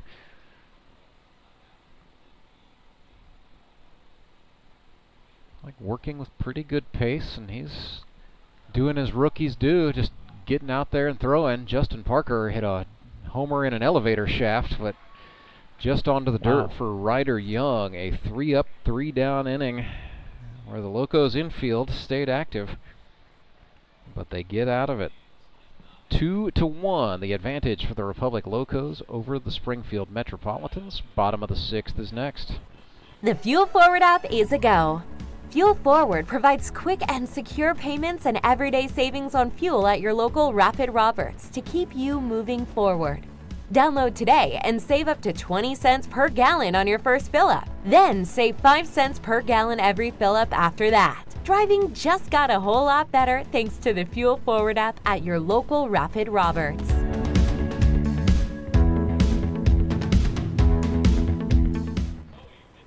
Acme Towing Company. That's too far away. Let Henry's do it. Nah, we're ready to close. Let Henry's do it. Henry's is ready to take your call right now. From compacts to semis, Henry is here to help 24/7. Save yourself the hassle and make us your first call. Henry's gets there fast, offering multiple locations to serve the Ozarks. When you're stuck on the side of the road, make the right call. Let Henry do it.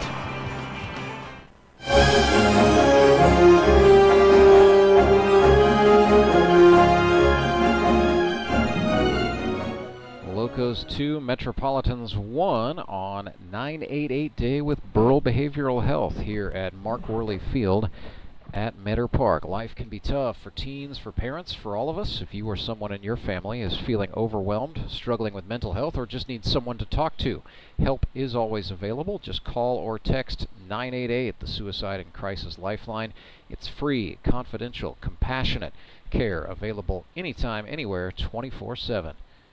Let's continue to support GRBL teams and each other. Burl Behavioral Health. Clay Murphy back on, and the Metropolitans without the services of Logan Wiley today. Logan's fine. He's out competing in a 50-kilometer ultra marathon. But left the pitching staff at 4. Clay Murphy is the 3rd, so unless something goes horribly wrong, he's going to be the guy for the Metropolitans. Pinch hitter here for the Republic Locos in the bottom of the 6th, Chris Mesa. I guess that's what I get for joking that the coach hadn't substituted himself. That's like he was listening. He said, okay, I'll get in there. Looked at a slider inside, ball 1. That may have been exactly where Clay Murphy wanted to place the ball. Just say that was a brushback pitch. There's the heat. And that also looked like it was exactly where Clay wanted to place it. The boys are having some fun up there. I think they're good friends, but by the same token, this is a ball game. That was a slider. That was not to the liking of the plate umpire, Mike Johnson, so it's 2-1. Well, I don't think Coach Mesa liked it either. That was a little high, I think. That was an attack down. And yeah, saw the hand come out there to say, bring it up next time. Again, from the angle, they look different than, but I'm not going to umpire games. Absolutely. He's right on top of it. Here's a chopper. It gets over Murphy's head. Going to be a tough, oh no, well, got into the outfield. It says was going to be a tough play, but Grant Cundiff, the second baseman, didn't get there in time. It's going to end up being a single for Chris Mesa, whose Locos have a 1-run advantage, and now they've got a man on. It's Colton Simons coming to scratch. Clay is very angry with himself, but he had to be at least 6 inches taller to have a chance at that ball. It's just one of those things, a single with eyes. Made its way into the outfield one way or the other. Yep. So Colton Simons swung at a slider and missed. Sponsors are Acres of Envy Landscaping and Rep Mo Baseball Club.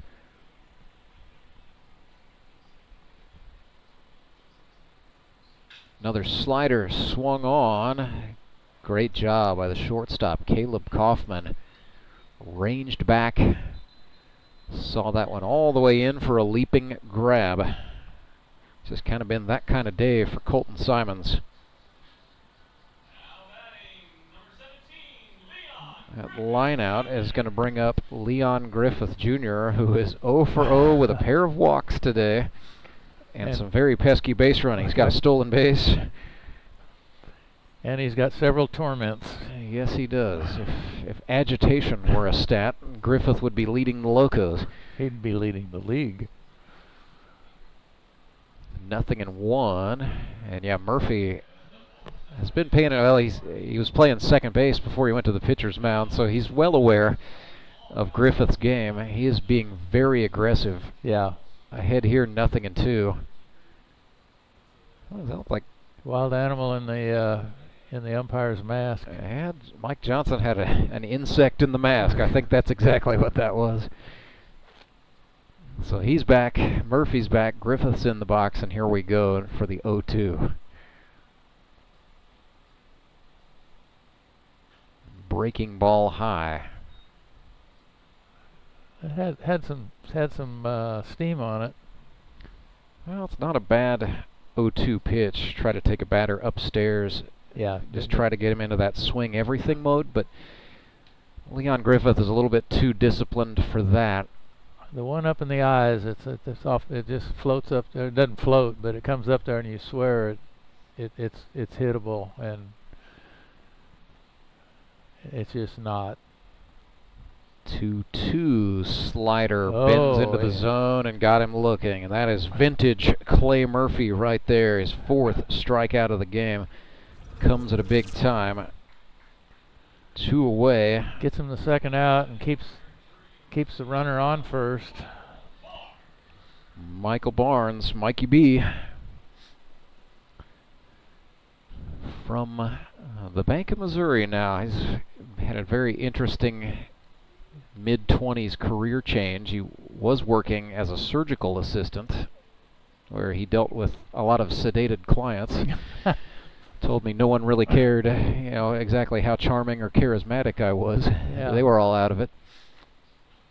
But banking seems to be a little more his thing. You have to talk to people. Well, it's kind of 2 potentially high-pressure, high-stakes jobs, but for very different reasons. Absolutely.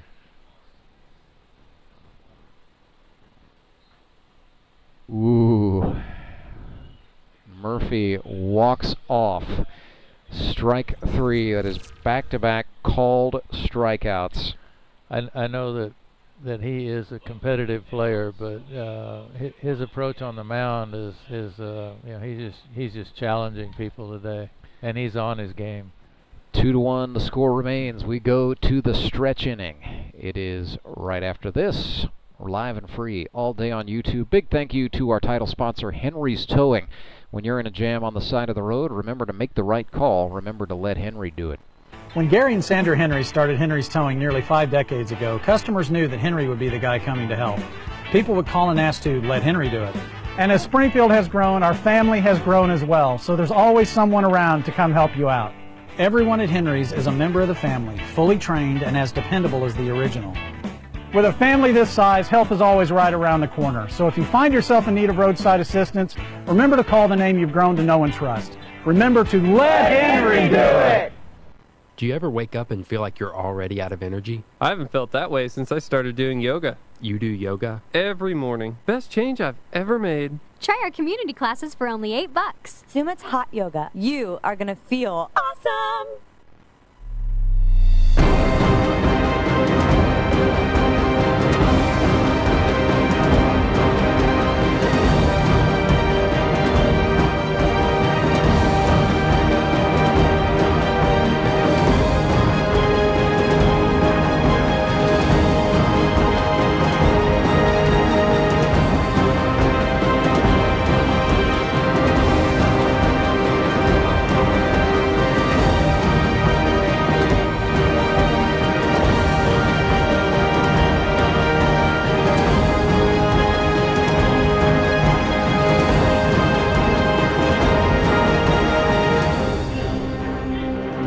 Cole Haselhorst comes up to bat for the Springfield Metropolitans with his club trailing 2-1 as we get ready for inning number 7. Caden Morrow comes home for the Locos. Low fastball, ball 1.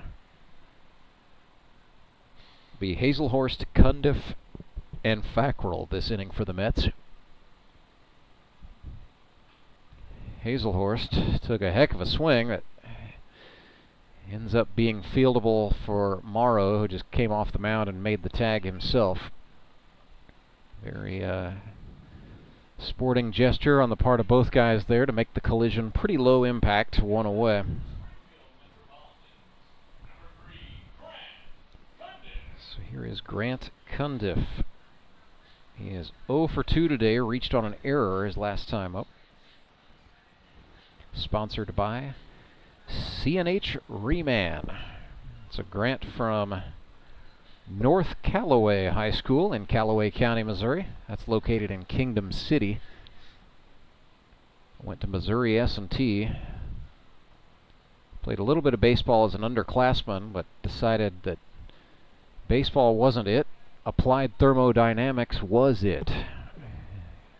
Walked away 4 years later with his engineering degree. That's in, dropping in. Oh! And a diving attempt by the right fielder Simons. He didn't come up with it. Cundiff's thinking about 3. He's got it.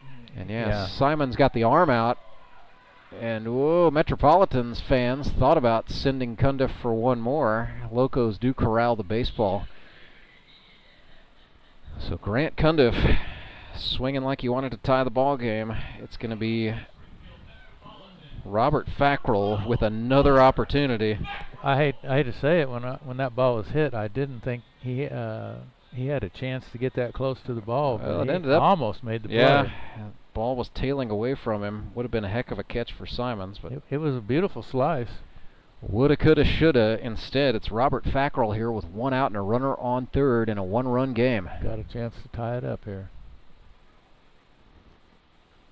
Rob took a very late cut at that one and fouled it off.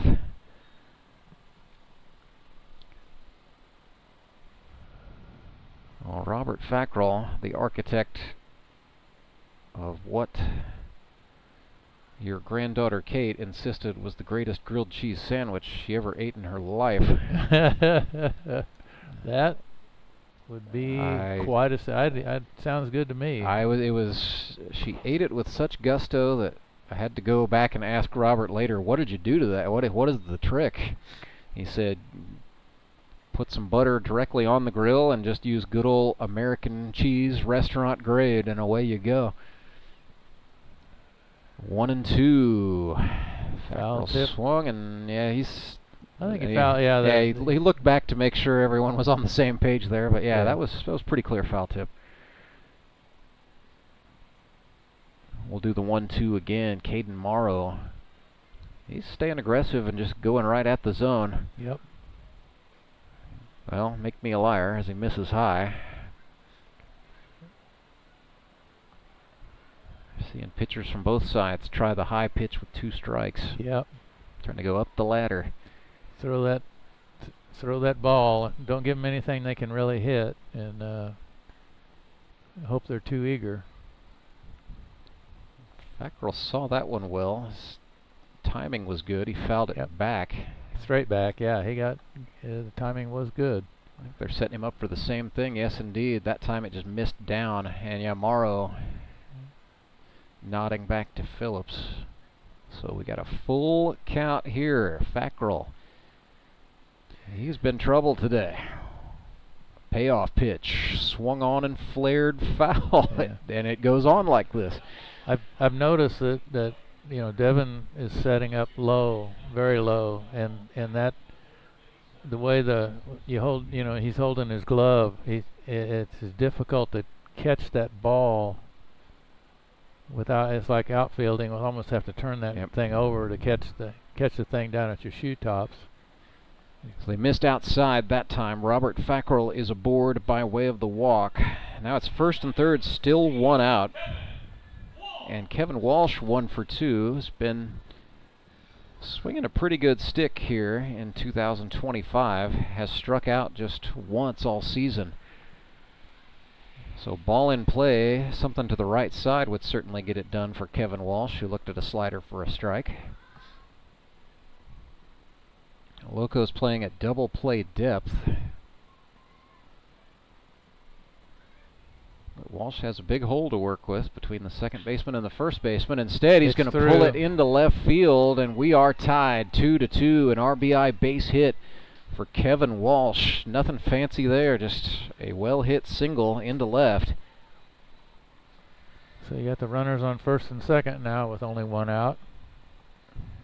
Well, it's a new ball game, and it's firing up here. Ravani Rosalia, a pinch hitter. His first at bat. Well, he's in the field now, right? Yeah, he came on as a defensive replacement. Ravani, sponsored by Millsap Farms, a rookie from the island of Curacao who now lives in Ozark, Missouri.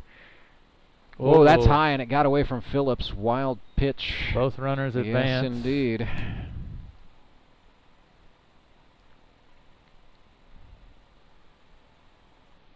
Second and third now. Metropolitans have a chance to take their first lead since the second inning.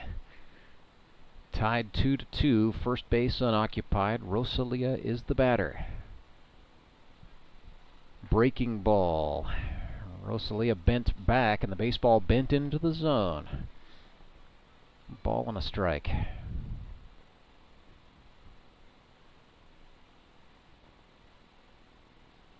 And Ravani, that is up there into center. Ryan Cram calling for it, makes the catch. Runners absolutely staying put, and smartly so. It's a good solid throw to the cutoff man. 2 gone. Batter is Clay Murphy, and we're going to get a mound visit. That is a Burrell Behavioral Health mound visit for the Republic Locos. Fittingly on 9/8/8 day, and Republic's bringing the whole infield in. I think this has less to do with what Caden Morrow is doing. Or nope, check that. Mesa's taking the ball. Boy. And he is going to bring on the Marionville Comet, Skylar Henson. I thought maybe we were just going to talk strategy, but this is a Henry's towing pitching change for the Locos. Skylar Henson coming on. Tie ball game, 2 away, runners in scoring position. Locos are bringing on their ace to just try to shut it down right here, right now. So far in 2025, Henson, 10 innings, 2 earned runs on 11 hits, 10 strikeouts to 2 walks. Came into the season with 225 innings pitched in his no, check that, it's more than that. It was my mistake. 239 innings pitched. That number is now more like 249 for his GRBL career, a career ERA of 2.75 and 225 strikeouts in his career, the league's all-time record, headed into this game. When you look at that list of all-time leaders, there are now 2 men in the 200K club, Skylar Henson at 225, Clay Murphy at what is now 204 and counting. Then you have Hall of Famer Andy Galley at 193. He's 3rd all-time. Have to go a little farther back. You got Josh Engler at 169. He's still active with the Ozark Mountain Ducks. Ben Van Gorp at 142. Cole Rourke, also a Mountain Ducks pitcher this year, at 133. Chris Matlock's at 126. And then Tyler Abma from the Moon City Mavericks at 107. So just 9 players in the history of this league have usurped 100 strikeouts for their career. It's a very rare feat, and only 2 have hit the 200 mark. Both of those guys are in this ball game today. And both of them are getting ready to face each other. That's exactly it. Clay Murphy trying really hard not to be number 226 for Skylar Henson right here. But Henson, yeah, his job being brought on mid-inning. He's got to stop him. Absolutely. Yes, he's got one job. Get this guy right here. Out. So the runners are on 2nd and 3rd. Murphy, 1 pitch. Got that's up in the air. Yeah, Ryder Young calling for it. He's the 2nd baseman for the Locos, and he hangs on. So Henson came on, and he got out of the inning. 1 pitch, 1 pop out. We are tied. The Metropolitans break even on an RBI single off the bat of Kevin Walsh, set up by Grant Cundiff, hitting a triple to right field. So 2-2 at the 7th inning stretch. And in the Grip and Rip Baseball League, the 7th inning stretch is brought to you by Sumit's Hot Yoga. You are going to feel awesome. I need a change. My workouts are too boring. Oh, I've got an amazing workout for you. Hot yoga. I've lost weight and I'm more flexible. Try our community classes for only $8. Sumit's Hot Yoga. You are going to feel awesome. Take a breath. Here's your Be Well moment with Burrell Behavioral Health. In a world that requires us to be in constant motion, we can focus on moving our bodies in ways that restore us instead of deplete us. Let's listen to our bodies and briefly stretch in ways that fit what we need. Take a deep inhale and a long exhale out as you gently stretch your neck, your shoulders, or your arms. We deserve to build physical rest into our daily routines. For more wellness, visit BeWellCommunity.org.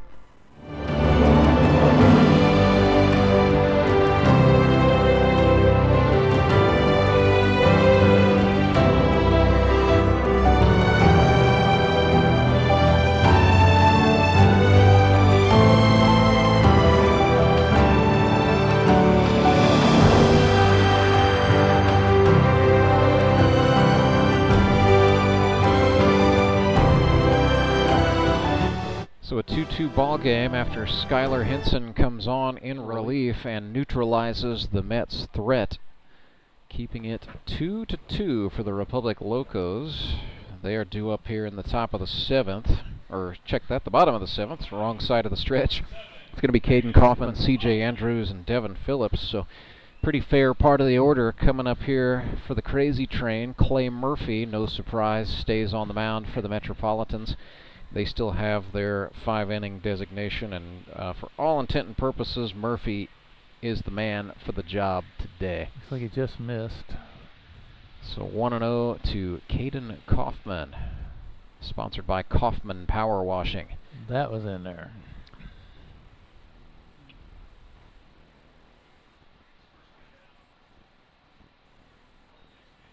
Another slider from Clay Murphy bends right into the zone, and that's that front door slider. Starts off inside. Kaufman instinctively sort of rocked the body back, and once Clay Murphy gets you to do that, you are behind. That one was a little high and out for ball 2. Coming up today at 3, Branson Showman, Nixa Suckers. Tonight at 6, Ozark Mountain Ducks and Moon City Mavericks. Yes, indeed. And that's when the slider doesn't hook up. It hits the guy in the elbow guard. Caden Kaufman gets on the hard way. Nonetheless, he does represent a go-ahead run for the Locos. And they're going to pinch hit here. It'll be Ryder Young in lieu of C.J. Andrews. So Ryder Young, the rookie from Springfield, Missouri out of Glendale High School, has 1 RBI in his GRBL career already. Looked at the slider, ball 1.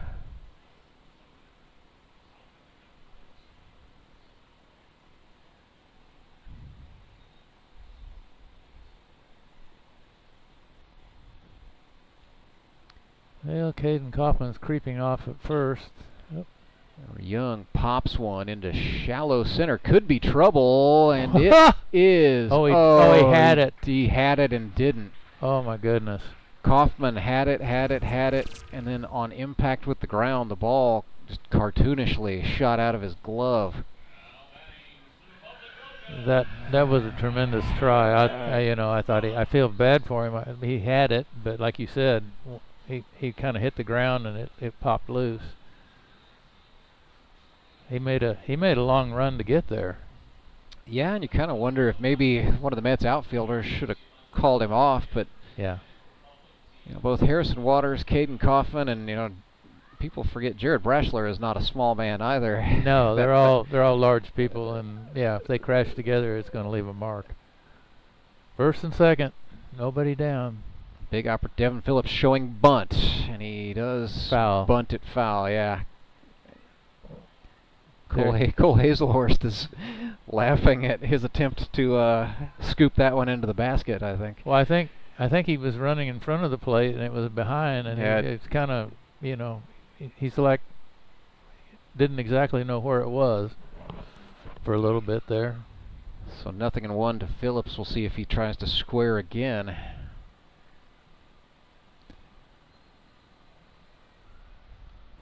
Whoop, throw to second. They're going to try a back pick throw, but didn't stay in the glove. No, that's the Kaufman brothers there. Caden, the lead runner, Caleb, the shortstop. Well, I sort of thought he kind of bounced the glove off his helmet there, but well, Caden's I see his lips moving a lot. I don't see Caleb doing a lot of talking right now. Swing and a miss there. Phillips went back to the full swing at a slider. Yeah, I say that was not an attempt to bunt. I think the bunt has been put back in the bag, and Devin Phillips is just thinking base hit here. Yeah. He's down 0-2, so now he's choked up trying to protect, and does. Fouled it off. And chops one.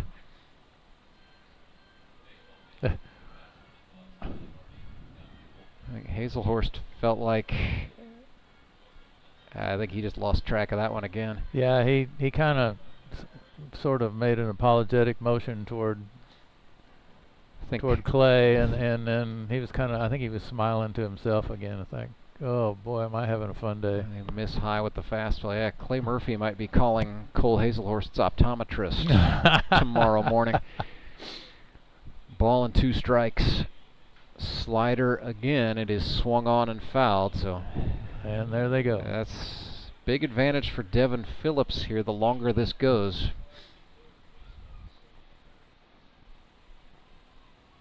So now he's seen everything in the Murphy arsenal at least once. He's choked up just about a couple of finger lengths. He missed it. Didn't matter that time. Murphy threw that at 85 miles per hour. Phillips was sitting back off speed, and yeah, he was he got trailing all the way. Second strikeout for Devin Phillips of the day. It's the 6th for Murphy. It's a pinch hitter for the Locos, Scott Wilson, who entered the game as the team's left fielder. Scott Wilson with 1 out might be a threat to bunt here. He's pretty skilled at it. But instead he's swinging. That is to the shortstop. Kaufman flips to Cundiff for 1. The throw to first is not in time and it gets away. Locos will take a go-ahead run. Caden Kaufman scores. It is 3-2. Locos taking advantage of a mistake by the Metropolitans and jumping back up top.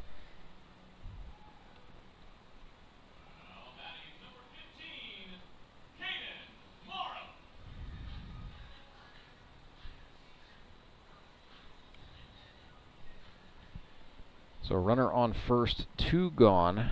Batter is Caden Morrow. Coach must have put Caden back in the lineup here. He's in the 10th spot. Okay. I think. Yeah, so Wilson pinch hit in the 9th spot for, that's Jordan Hinson was the starter. So yeah, Caden Morrow still batting in the 10th spot.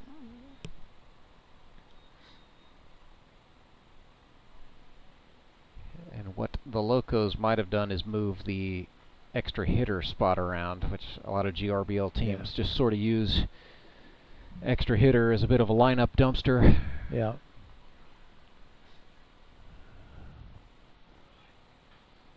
Swing and a foul ball. And yeah, I mean, Skylar Hinson was already in the initial 10-man order. Right. He started the game at second base. So it's got to be Morrow here. But yeah, I believe he is now the EH, technically. Okay. Ball and 2 strikes. Murphy trying to get out of the inning. Doesn't do it that time as he missed down. Deuce is wild again. It's kind of been, you know, that series of events there that led to the go-ahead run. Sort of a microcosm of the Mets season. Whoop. That is flared into right. Rosalia's not going to have a chance for the catch, and Morrow did well, a little inside-out swing, and he just used Murphy's own velocity against him and extended the inning with a single. So he is now 2 for 2 on the day. Runners at first and second. Ryan Cram is the batter. Oh, had a good day on the pitcher's mound. Gave up 1 earned run in 5 innings. Looking to do something with the bat in his hand here. He is now 3 for 9 on the season. Swung. That was almost fit for the golf course over at Horton Smith. He was stepping back and kind of took a odd swing at it. And I don't know if he got the umpire somewhere because he's kind of pacing around. And what they're doing, Haselhorst went out to talk to Murphy, and then Mesa acted like he wanted time with Ryan Cram, and that's an advantage for everybody. They get to talk approaches really quickly, but it also gives Mike Johnson a little time to recover. He's looking no worse for the wear. He's in a dangerous position. Well, most umpires will tell you it's not a question of if, but when you get struck with either a foul ball or just a deflected pitch, or any number of things can happen. Yep. But Mike's all right. Clay Murphy looking all right. He's ahead of Ryan Cram 0-2. Breaking pitch, swung on, grounded to the left side. Parker up with it. They're going to take the lead out at second. And yes, they did get there in time. 5-4 gets the out, but not before the Republic Locos score. Interesting sequence, a hit by pitch and then a couple of errors by the Mets. And that was what was needed to make it a 3-2 ball game. We will come back with inning number 8. Metropolitans need to respond on the other side of a quick break. I'm Nicole Cartmel with the Bank of Missouri. Whether you're looking to pay bills or make a big purchase, sometimes you need cash quickly to take that next step. A consumer loan might be a perfect option to help you live well, bank well. Sonia McClendon, one of our branch managers, is here to explain. Thank you, Nicole. We provide personal consumer loans for almost any purpose, from building your credit to financing that new car. We offer competitive rates, and decisions are made locally so we can get you the money that you need quickly. But what makes our consumer loans unique is that personal touch. For example, I recently worked with a customer to secure a loan for a horse trailer. He could have went elsewhere, but he chose to work with his bank because of that personal relationship that we've built with him. Being able to work with your personal banker that you know and trust makes a big difference. That's right, because we work with our customers to help them live well, bank well. Get started at bankofmissouri.com.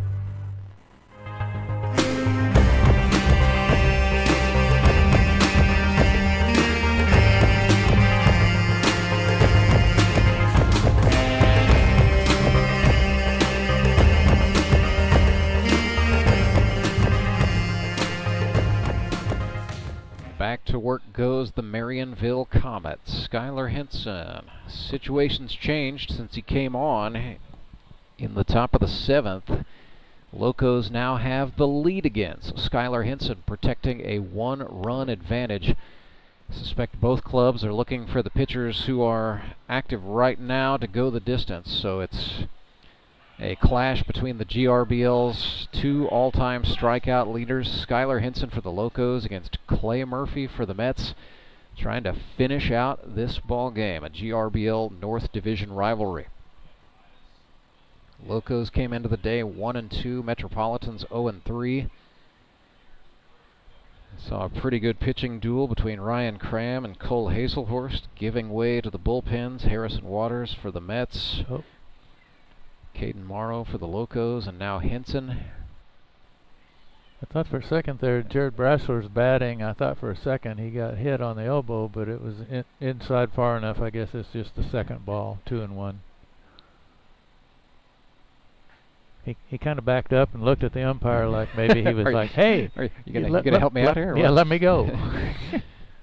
3 balls and a strike now as Henson missed with a slow curve, came back with the high stuff, and that's just 2 old veterans and former teammates. What happened? Yeah, that had to have been ball 4. Well, it was, and I mean, you could see that Jared gave him a long look. Well, I don't think maybe the guy in charge knew that these guys are very well acquainted. I mean, Henson and Brashler have been teammates forever, a few times over the years, and yeah, they have met. They are acquainted. He just 6 or 8 steps down, and Jared's standing there on the baseline looking at Skylar, and whatever. Harrison Waters up here for the Mets. No laughing matter as the tying run is on for Springfield. Waters representing a go-ahead, swings and misses there. For Skylar Henson, it's time to lock in. Looks like Harrison was just over the top of that one. Runner feigned a takeoff, and then maybe he should have. Jared Brashler kind of rolled his eyes at himself and said, "Man, I should have gone." Yeah, if he'd have broke it, he could have been there, but yeah. Coulda, woulda, shoulda. 2 balls and a strike. Breeze is starting to pick up around the stadium here. It is. Sky shot. Lifted, and yeah, Locos shortstop Caden Kaufman had to contend. It's very weird, like you look up and yeah, you see, a little bit of wind is blowing in. Looks like it is out of the north. Yeah.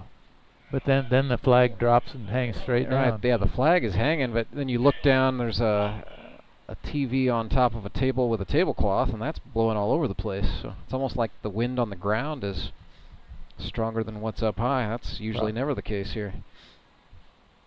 One of Nonetheless, those interesting phenomena that the Weather Channel will explain. That's Missouri weather for you. always unpredictable. Exactly. If you don't like it, just hang loose. It'll change. It's hard to believe it's early in September. It's in the mid to upper 70s only. Yeah, we're at 77 right now, as a matter of fact. Just looking casually at the long-range forecast, it might be in the 90s next Sunday. Hey, hey. I like that just fine. It's baseball weather. Strike thrown to Caleb Kaufman, who's fallen behind 1-2. Don't have to worry about cold muscles on a hot day. That's exactly. There's no excuse not to be loose. Stretched out and loose and ready to go. Ooh, Henson tried the fastball. Had a pop. It really popped in the glove. Outside. Was Yeah, it 83? 83 is what the stadium gun read. And the gun here at Meadow Park is actually close enough. You know, a lot of times if you go to a big league park or a minor league park and you see this a stadium gun, usually those tend to read hot by 2 or 3 miles per hour. Here at Meadow, I think you're getting more 1 to 2, maybe. You're getting more realistic. It all also depends a lot on how good was the person or persons who set it up and calibrated it. Exactly. Yeah. So I thought you were going to say something about major league contracts and No, nothing like that. There's a 4-6-3. They turn the double play. Wow. That's huge for the Locos. Mets walk off frustrated. Skylar Henson walks off fired up. Well, the first base coach for the Mets was signaling safe, but apparently he and the umpire disagreed. Ruben Apodaca not buying it, and he was in a pretty decent position to see that. So Skylar Henson faces the minimum in the top of the 8th and preserves a 3-2 advantage for the Locos. Back with more right after this. Acme Towing Company. That's too far away. Let Henry's do it. Nah, we're ready to close. Let Henry's do it. Henry's is ready to take your call right now. From compacts to semis, Henry is here to help 24/7. Save yourself the hassle and make us your first call. Henry's gets there fast, offering multiple locations to serve the Ozarks. When you're stuck on the side of the road, make the right call. Let Henry do it. At Central Bank, we've brought the home loan process closer to home. All of our lending decisions are made locally, right here in your community, so you get quick answers and loans that are tailored to meet your needs. So whether you're just starting your home buying journey or well on your way, Central Bank can help turn possibilities into realities. Apply online at centralbank.net or at any of our convenient locations. Central Bank. We do banking better. Member FDIC, Equal Housing Lender.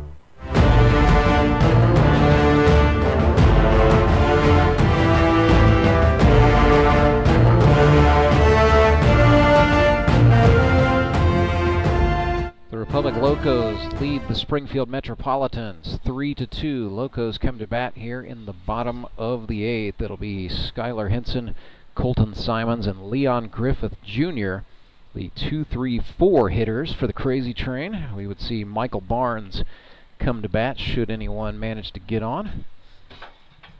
We'll stand up for the 8th. Why not? It's a good leg stretching kind of 8th inning we're about to see. I can feel it. So here's Skylar Henson. Someday when you get old enough, you'll have to keep moving. Things seem to set up. So Henson re-entering here. He is 0 for 2 on the day. Grounded out to short and struck out. Looked at a steal right there from Clay Murphy. 83 miles per hour. The pace on the slider. That was just a four-seam fastball, I do believe.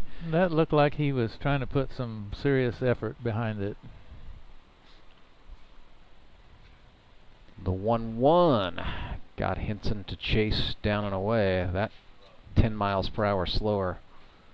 Clay works quickly, doesn't he? It is to his advantage, he says. Absolutely. And that was to his advantage there as he gets a strikeout. He now has 7 on the day. Came in with 199, so we saw number 200 when he came on in the 5th. It's almost like he's trying to... 206? Yes, indeed. If my math is any good anymore. Your math is mathing. So second all time with 206. 19 off the lead. So probably not going to get there all in one go today, but certainly throws the ball with purpose, does Clay Murphy. I guess if Coach Odell was here, he'd say, young people or kids, if you can multiply, add, subtract, and divide, you can do stuff in life. Well, you can calculate batting averages, I can tell you that. You can. Colton Simons, the batter here. Sponsors are Acres of Envy Landscaping and the Repmo Baseball Club. However, if you want to understand the whole rule book for baseball, you're going to have to study the English language.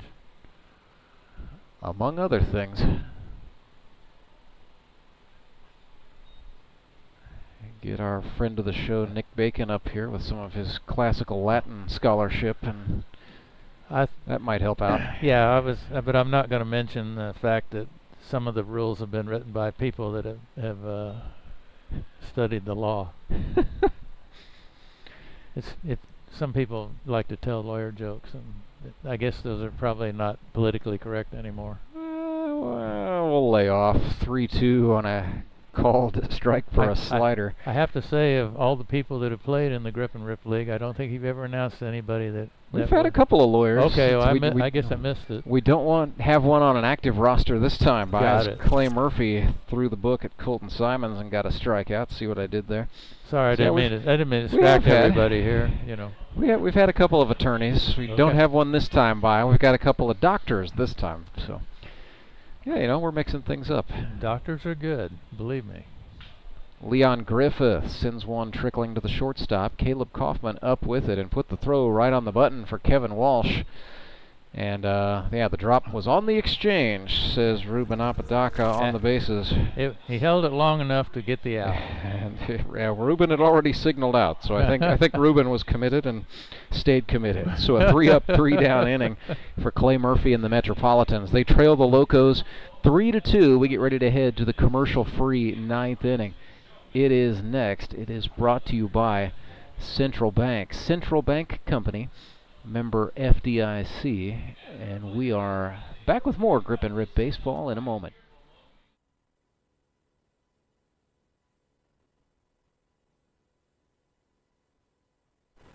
Did you know that Conoco gas has 3 times more detergent additive than the minimum required by the EPA? And 30% more than the top-tier detergent gasoline standard, recommended by major car manufacturers.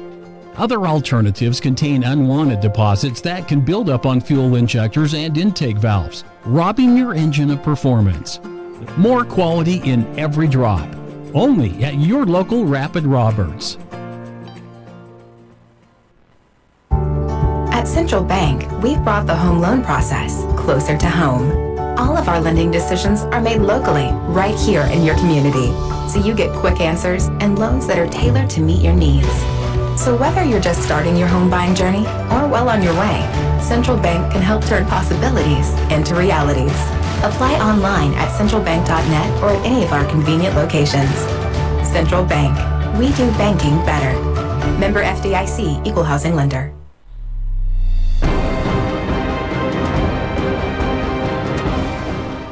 Justin Parker up to face Skylar Henson. A couple of Hall of Famers going at it. 3-2 is our score. Republic Locos lead the Springfield Metropolitans in the top of the 9th.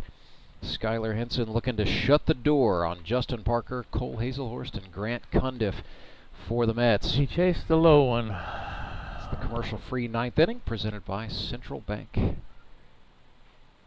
Henson dipped a slider into the zone, 1-2, and both of these guys, like I said, GRBL long-timers. Oh, yeah, it is 1 and 2. Sorry, I missed the first. Whoa, we got under Parker it. lifts one in the air. This could be trouble. It is the shortstop, Caden Kaufman, ranging back. Spectacular grab on the run, but yeah, that was right in that trouble spot. Ryan Cram, Scott Wilson, and Caden Kaufman all working together, and it's Kaufman coming up with the ball. As Coach Odell would say, he clearly was calling the ball that he wanted it, and for the outfielders to be in a position to back him up, but not get in his way. Here's Haselhorst. Looks at a pitch outside, ball 1. Sponsored by Haselhorst Properties. Low and in. Specializing in affordable and student housing surrounding the Missouri State University campus in Springfield, Missouri. 2 balls, no strikes. Skylar Henson brought that one over the plate. First one. Gotta get, you want to be somewhat careful with the middle part of the order here, but you can't be too careful. That's off the mound. Henson barehands it, falls down from his backside. Holy cow. Yes, and he could be hurt, I think. Henson's slow to stand. I'm not feeling well, and I wasn't even out there. Yeah, he landed hard. I think he rolled it. I think that was in ankle rolling territory as he is I was walking it off. Kind of worried that he went down on his pitching arm, and that might. But he, like you said, he's working on the ankle, not the arm. Oh boy, this is rough for Republic. The coach just waved it. Well, I think he's asking if he can have some time, if he can take a couple of waste pitches here. Oh, just to make sure he's okay. Yeah, just to go through the mechanics at about 80%, step, land, and see, and that has been granted. So the umpiring crew of Michael Johnson and Ruben Apodaca will allow it. So Henson's going to get a couple of freebies. Well, no, he's just going to take one and say, you know what, I'm all right. I think I'm okay. I mean, it's a tough situation here. 9th inning, 2 away. That, I hate to say this, that might have been the play of the game. That I think that's definitely it. Grant Cundiff is the batter. Last chance for the Mets. Up high. Yeah, I hate this. It's been such a great game. Yeah, very well played by both clubs. It's one of somebody's got to win and somebody's got to lose. Yeah. We've got another close one involving the Metropolitans and the Locos. As you said early, Coach Murphy's got to be wondering where all his runs are. Well, and I hate to go back and harp on this, but the Metropolitans offensively have just scored the fewest runs in the GRBL. Came into the day with 5. I mean, they've got 7 runs across 4 games, and that's just that's just not going to do it in this league. Nope. Whoa, behind him, got out of the way. And I don't go into this feeling like the Mets were just. I think they were out of sorts offensively a couple of times in August. I feel like the approaches today have been pretty good. Everybody looks pretty locked in as Cundiff draws a walk to keep the Metropolitans' hopes alive. He's the tying run on. It's just kind of some of the breaks, and the Locos have made some good defensive plays. They have indeed. They've turned a couple of double plays. We saw just that spectacular play by Henson coming off the mound and throwing off his butt. The shortstop, ranged way back and pulled that fly in that could have dropped. Could have been trouble. Kind of seems like the Mets are running into everybody's best defensive efforts. Yeah, some days it's just you're not that. The luck does play some part, I guess. So here's Fackrell. 1 for 2 today with a walk, a single, an RBI, and a strikeout. He's 1-1 here. Skylar Henson trying to shut the door.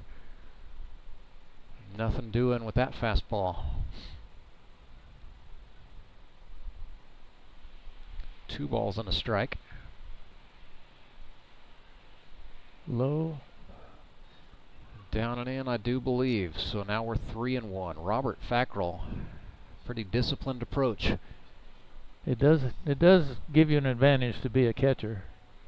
Well, so you think he would have a lot of experience seeing pitches and reading pitches. Plus, he's also been watching the umpire for 8 innings and knows what his strike zone is today. That was a no-doubter at eye level. Yeah, back-to-back walks for Henson, so kind of sputtering at the finish line. Ever since taking a hard landing, he has walked a couple of batters, and this is the guy you want up if you're the Mets, Kevin Walsh. Yep. 2 for 3 on the day with an RBI, tied the game in the 7th with a single. The tying run and the go-ahead are both aboard for the Mets. Henson tries a back check throw that gets out of the glove of the second baseman Young. There again, Locos, they sat tight, but if you were going to go, you'd had it done it as soon as he was dropping the ball. So Henson may think twice about going back again, and Cundiff's going to know that. Yeah, don't shoot yourself in the foot. Walsh grounds this one to the shortstop. Caden Kaufman flips to Ryder Young for the 6-4. That's the third out and the end of the game. So 3-2, the final score. Wow. Republic Locos defeat the Springfield Metropolitans. Big one today for the Locos pitching staff. Ryan Cram allowing 1 earned run across 5 innings. He scattered 6 hits, struck out 5, and walked only 1. And all those numbers, save for maybe the hits that he scattered, very good for Ryan Cram, and exactly what he was looking for in terms of direction. They got an inning and 2/3 from Caden Morrow. Skylar Henson came on in relief, pitched 2 1/3 innings.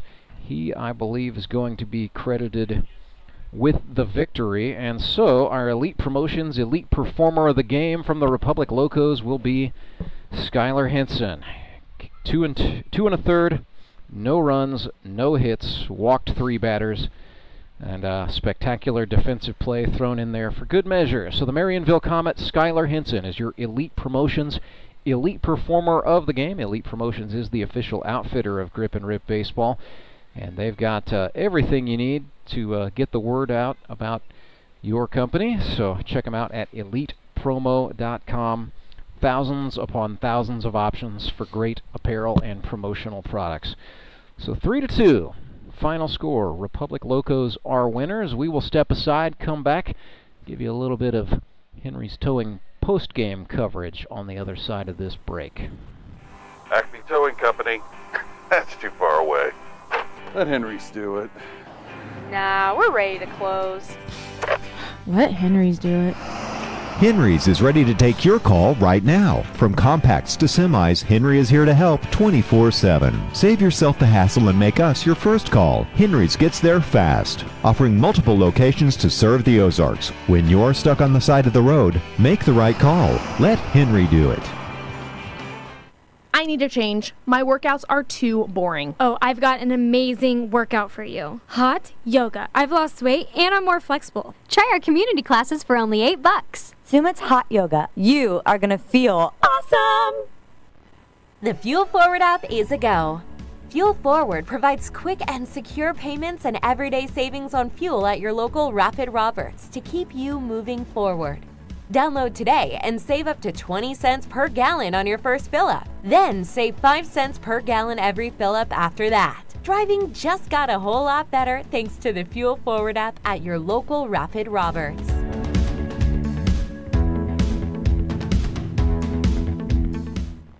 Take a breath.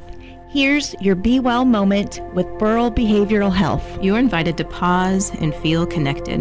Let's practice by taking a deep breath in and an exhale out, and start to notice the space around you. What can you see that is a reminder of your connection with others? Maybe it's a drawing created by a child, a music playlist put together with a friend, a beloved pet basking in the sun. If we look closely, there's evidence of our connection to others all around us. For more wellness, visit BeWellCommunity.org.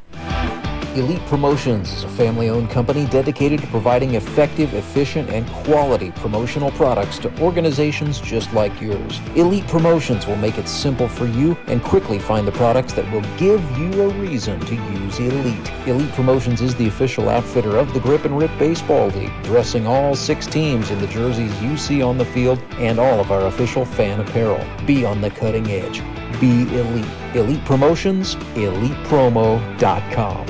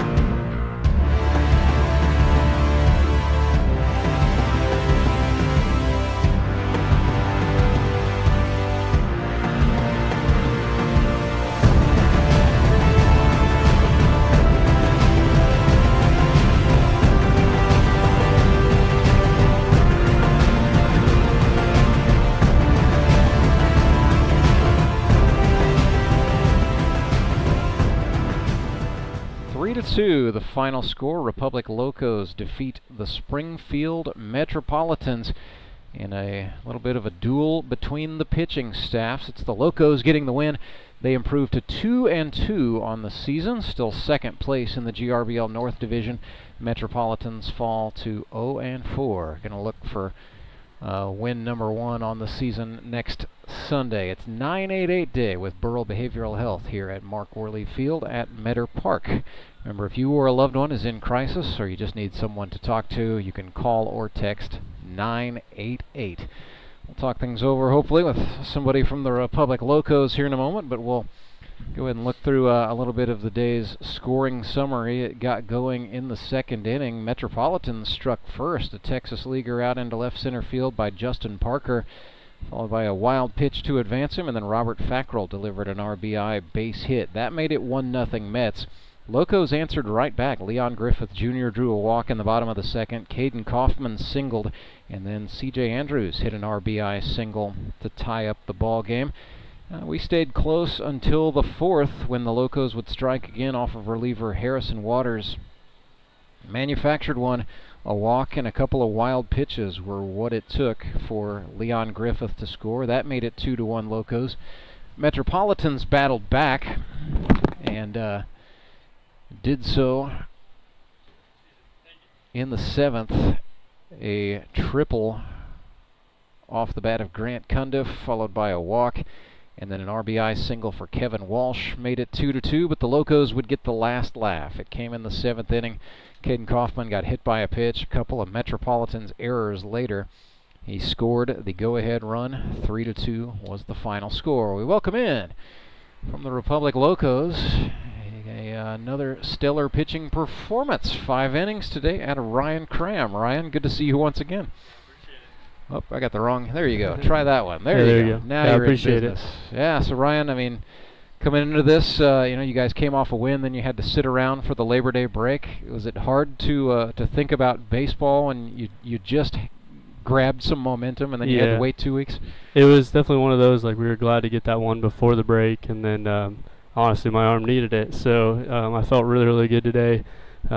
With Devin down in the bullpen, everything was looking good. So it felt like it transferred out there and on the mound today. And we talked with Chris and Skyler, and I was like, what do you guys want to? He asked me what I wanted to do, and we just kind of talked it out. And they're like, "You're cruising, so let's keep going." Felt good. Defense was sharp today, so they really got me a few that I needed, and yeah, it was a good game. Yeah, certainly helps. Boys made one error, but they also turned a couple of nice double plays behind you, and that always helps things out. We scattered your hits and then 5 strikeouts today, so that's a big number. I know, you're not necessarily the kind of guy who counts his strikeouts, but it's got to be good to get 5 in 5 innings. Yeah, it felt, like you said, everything felt a little crisper today, so honestly I wasn't keeping track, so 5's a little better than I even imagined. So usually I'm pretty on par 1 for 1 on my walks and strikeouts, so like I said, everything was a little cleaner, and I think I said kind of touched on it last week, just being able to trust the guys. Everything felt very comfortable today, so it was it was a good outing. I felt good today. Yeah, tight game, but I kind of just looked down and saw guys smiling, saw a little bit of lightheartedness here and there. So the right mix of competition and still having some fun. Yeah, for sure. So that's a lot of fun to watch. Well, how about you guys winning these close ball games now? That's 2 in a row. What's it going to take to keep the momentum going for the Locos? Yeah, I think we're kind of a win by 10 or a win by 1. It feels awesome, and these guys, great guys. We're never out of it, and everybody kind of plays with that mentality. So I feel like we're just going to keep feeding off of this and just do what we can, take it week by week and play by play. And this is a fun team for sure, so that helps. You nervous at all there in the 9th inning when Skylar Henson was slow to get up and then took the warm-up throw? Yeah, so when I saw that, I was like, man, I don't know what the plan is from here. Hopefully he's okay, but whatever it is, we just got to get one more, and I knew our defense could do it. So. And they got it done. So 2-2 now. You guys have won 2 in a row. Win one more, and it's officially a winning streak, as they say. But you got a 2-game advantage on the Mets. Moon City Mavericks are in action tonight against the Mountain Ducks. You're going to be rooting for the Quack Pack so that things will get more interesting in the north. Yeah, I mean, it makes it more fun when everything's close. But ultimately, all the way around, all these guys are. I've got bunch of guys on a bunch of teams that I'm rooting for, and I'm just hoping for some good baseball. So. Sure. Is there, you've been around long enough to know how the playoffs work. Is there a shift in the season where it's time to start thinking about the postseason, or are you truly able to lock in and do one at a time? Yeah, I think like no one right now, at least for us, is really like concerned with it. I think we're just really focusing on finding our groove, figure out what line is the best.